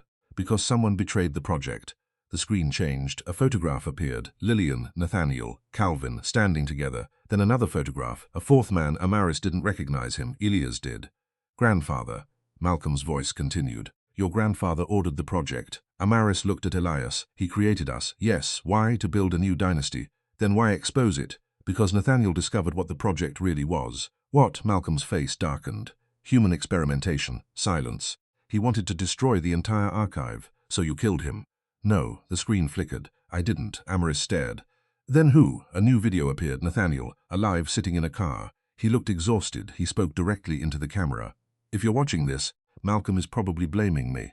He shook his head. I didn't die. Amaris's heart raced. I went into hiding. Nathaniel looked down. Because I was protecting my children. Then he said something that made Amaris's entire body go cold. Amaris is not my daughter. She stopped breathing. Nathaniel continued. She's Malcolm's. Elias stared at the screen. Serena whispered. No, Nathaniel continued. Calvin is not her father either. Amaris shook her head. Then who? Nathaniel looked into the camera. The truth is, the video stopped.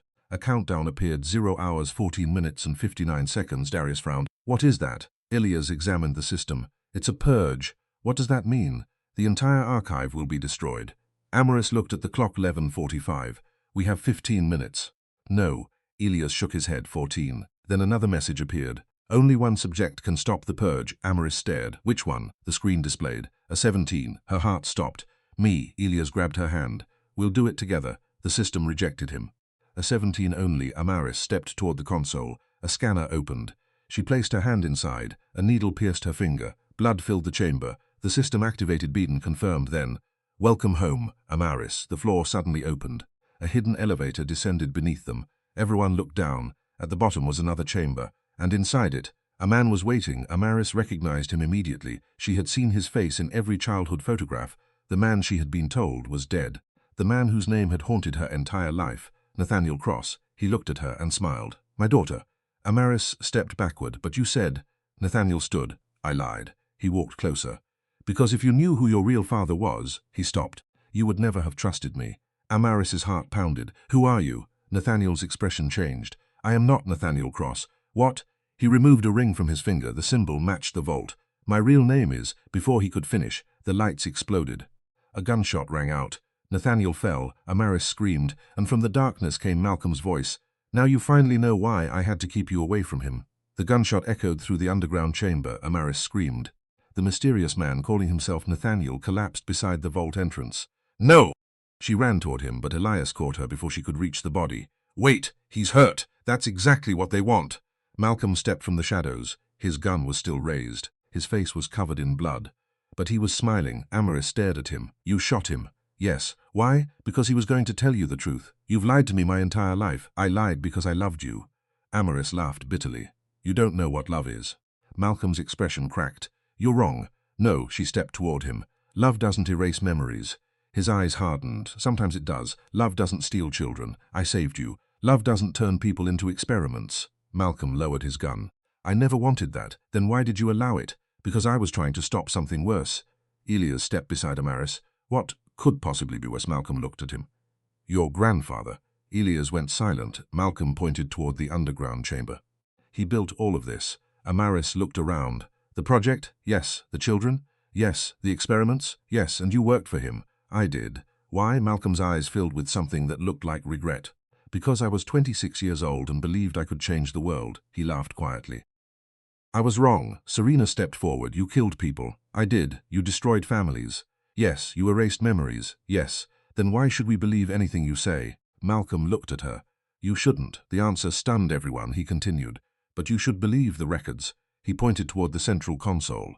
Everything is there. Elias moved toward it. A warning flashed. Purge. 11 minutes. He looked at Amaris. We have 11 minutes. Malcolm nodded. Then listen carefully. Amaris didn't move. What? The purge cannot be stopped from here. Then where? Above us. Where? The old Bennett mansion. Amaris frowned. But we're beneath it. No. Malcolm looked toward the ceiling. The mansion you knew was built over a decoy facility. He pointed at the floor. The real archive is below the lake. Darius looked stunned. The lake? Malcolm nodded. Your grandfather built it beneath the water. Elias opened another file. A map appeared, 3 miles away. A small blue circle marked the location. Amaris stared. My mother mentioned the lake. Malcolm nodded. That's where she was supposed to die. Lillian's voice suddenly came through the intercom. Malcolm. Everyone froze. Amaris looked around. Mom? The speaker crackled. Lillian spoke again. I can hear you. Amaris rushed toward it. Where are you? I'm in the upper control room. How? Calvin found me. Amaris's heart stopped. Calvin is alive. Yes. Is he with you? A pause. No. What happened? He went after Malcolm. Amaris looked at Malcolm. Why? Lillian's voice trembled. Because Calvin knows the final truth. What truth? He is your father. Silence. Amaris stared at Malcolm. No, Lillian continued. Not biologically. Amaris frowned. Then what do you mean? Calvin adopted you. Malcolm smiled sadly. That is what I meant. Amaris's anger returned. Then why did the records say he was my biological father? Because the records were altered. By whom? Lillian went silent. Then by me. Amaris froze. Mom? I changed them. Why? Because Malcolm was going to kill Calvin. Malcolm closed his eyes. Lillian continued. I wanted Calvin to become your legal father. Amaris whispered. You lied to protect him. Yes, she swallowed. And I lied to protect you. Amaris looked at Elias. Everything was falling apart again. Then who is my biological father? Lillian answered. I don't know. Amaris's heart stopped. What? I was unconscious when you were created. Malcolm spoke quietly. That isn't true. Lillian's voice sharpened. You don't get to speak. Malcolm looked at the speaker. Lillian, you destroyed our children. I saved them. You stole them. I protected them from your father. My father was dead. He wasn't. Silence. Lillian stopped breathing. Malcolm continued. Your father survived the explosion. Amaris looked at him. Who was her father? Malcolm answered. Marcus Bennett. Elias froze. Darius frowned. Marcus, Malcolm nodded, your grandfather's older brother. Amaris stared, but he died before I was born. No, Malcolm shook his head, he disappeared. Why? Because he discovered the project. What happened? He tried to expose it. Did he die? Malcolm looked toward the floor. I don't know, Amaris whispered. Then my biological father could still be alive. Yes, the countdown beeped, 9:43. Elias grabbed Amaris's hand. Enough. She looked at him. We need to stop the purge. They ran toward the elevator. Malcolm followed. Serena raised her weapon. Why should we let you come? Because I built the system, and you can shut it down? No. Then why? Because I know where the emergency controls are. They reached the upper level. The elevator doors opened. Smoke filled the corridor. Darius looked around. Something's burning. A loud explosion shook the building. Amaris fell. Elias caught her. Are you okay? Yes. Another explosion, Malcolm shouted. Move. They ran. The mansion above them had become chaos, wind and shattered. Fire climbed the walls. The archive was beginning to collapse. Amaris looked toward the main hall. Where's my mother? Malcolm pointed. Control room. They rushed upstairs. The door was locked. Elias kicked it open. Lillian stood inside. She was holding a small black box. Amaris ran to her. Mom! Lillian embraced her. You're alive. So are you. They held each other. Then Lillian looked at Malcolm. I told you never to come back. He nodded. I know. She looked at the box. Diomeris shook her head. The original embryo records. Elias stared. The real identities. Yes. Can we use them to stop the purge? Lillian nodded. If we upload them to the main server. Where? Under the lake. Darius stared. You're saying we have to go underwater? Yes. The countdown continued. Saven 21. Serena looked at the box. There's another way. What? The emergency tunnel. Lillian looked at her. It's sealed. Not anymore. Serena pulled out a key. I stole it from Malcolm. Malcolm smiled. You always were clever. Serena glared. Don't compliment me. They rushed downstairs. A hidden door opened behind the fireplace. A narrow tunnel led toward the lake. Water could already be heard rushing through the walls. Elias looked at Amaris. You stay with your mother? No. You're the key. Exactly. If the system recognizes you, then I have to be there. He stared at her. I'm not losing you. You're not. She squeezed his hand. We're doing this together. He nodded. The tunnel ended at a steel chamber. Beyond the glass was dark water. A submerged structure waited below. Darius looked at Malcolm. You expect us to swim?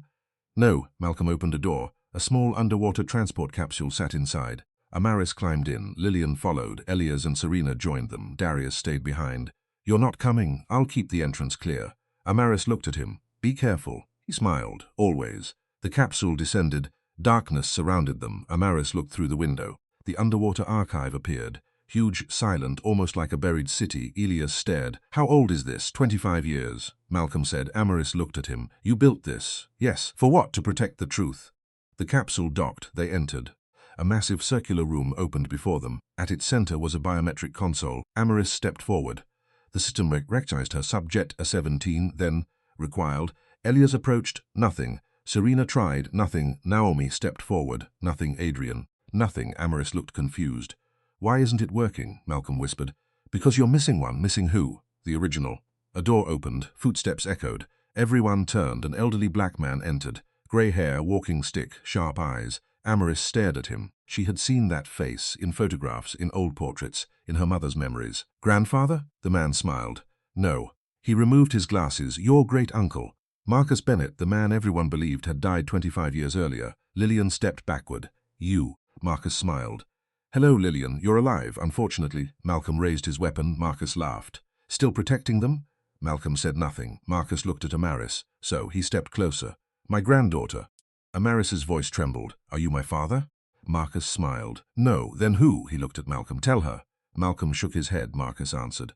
Your biological father was my son. Amaris froze. What? Marcus continued. His name was Nathaniel Bennett. Nathaniel Cross. No. The mysterious man who had called himself Nathaniel suddenly stepped from behind Marcus. Blood covered his shoulder. He was alive. Amaris stared. You, he smiled. My real name is Nathaniel Bennett. She couldn't speak. I am your father. Elias stepped forward. Then why did you hide? Nathaniel looked at him. Because Marcus ordered me to.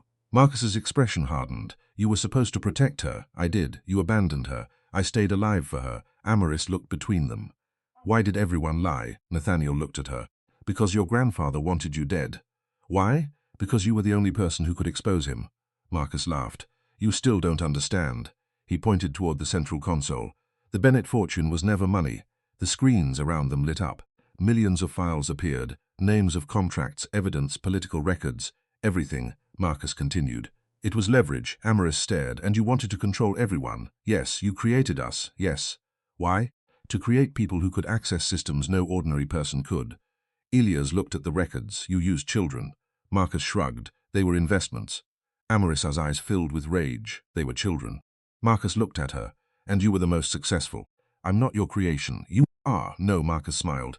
You were genetically engineered from 4 bloodlines. Lillian shook her head. That's not true. Marcus looked at her. You signed the consent form. Lillian's face went pale. I was drugged. You signed. I didn't know what it meant. You never asked. Malcolm stepped forward. Enough. Marcus looked at him. You betrayed me. I saved them. You ruined everything. I chose them. Marcus raised his weapon. Malcolm moved in front of Amaris. A gunshot rang out. Malcolm collapsed. Dad. Amaris caught him. Blood spread across his chest. Marcus smiled. One less problem. Amaris knelt beside Malcolm. Stay with me. He looked at her. I'm sorry. Don't. I should have told you. Tell me now. His breathing became shallow. Your mother loved you. I know. She never abandoned you. I know. I was afraid. Of what? That you'd become like me. Amaris cried. You could have chosen differently. I know. His eyes closed. Malcolm, she shook him. Nothing. Elias knelt beside her. Amaris. She buried her face against Malcolm's shoulder for all his lies. He had been the man who raised her, and she couldn't make herself hate him anymore. Marcus stepped toward the console. Now, he pressed a button. The purge accelerated. Dookie 18. Amaris stood. You're not winning. Marcus laughed. You can't stop it. Elias looked at the console. Maybe we don't have to. What? He pointed at the system. The archive needs authorization. So, we don't need to stop the purge. Amaris understood. We can release everything. Marcus's smile disappeared. No. Elias looked at her. If we upload the files publicly, the purge becomes meaningless. Marcus raised his gun. Don't. Amaris stepped toward the console. You spent our whole lives controlling the truth. She placed her hand on the scanner. Now everyone gets to know it. The system activated. Nope. Yes. She pressed it. Marcus screamed. No. The files began uploading to 10%. Marcus fired. Nathaniel tackled him. The gun skidded away. Elias helped Amaris. 34%. Serena grabbed Marcus. You're done. He fought back. Naomi and Adrian joined her. Lillian stood beside Amaris. 67%. The entire archive began shaking. Water burst through a crack. Darius's voice came over the radio. Get out. Elias shouted. Almost done. 89%. Marcus broke free. He grabbed Amaris. You belong to me. She looked directly into his eyes. No. She struck his hand away. I belong to myself. 100%. The system flashed. Archive released. Every screen went black. Then the facility began collapsing. Run. They sprinted toward the capsule. Nathaniel grabbed Lillian. Elias pulled Amaris. Serena pushed Naomi forward. Adrian helped Darius, who had somehow reached the underwater facility. Water flooded the corridors. They reached the capsule. Everyone climbed inside. Marcus remained behind. Amaris looked back. He stood alone in the collapsing archive. For 1 second she saw not a monster, but an old man who had lost everything because he believed power mattered more than love. Then the door closed. The capsule shot upward. The underwater facility disappeared beneath the waves. They reached the surface. Rain poured down. Helicopters appeared overhead. News crews, police, federal agents. The files had already spread across the world. Within minutes, the Bennett Empire collapsed. Accounts were frozen. Companies were seized. Officials resigned. Investigations began. The truth could no longer be buried. Weeks later, Amaris stood on the balcony of her mother's restored home. The city stretched before her. Lillian stood beside her. You okay? Amaris smiled. For the first time. Lillian hugged her. Across the garden, Serena and Naomi were laughing. Adrian was arguing with Darius over a barbecue. And Elias stood near the fountain. Amaris walked toward him. You're quiet. Thinking. About you, she smiled. What about me? How strange life is. Very. He took her hand.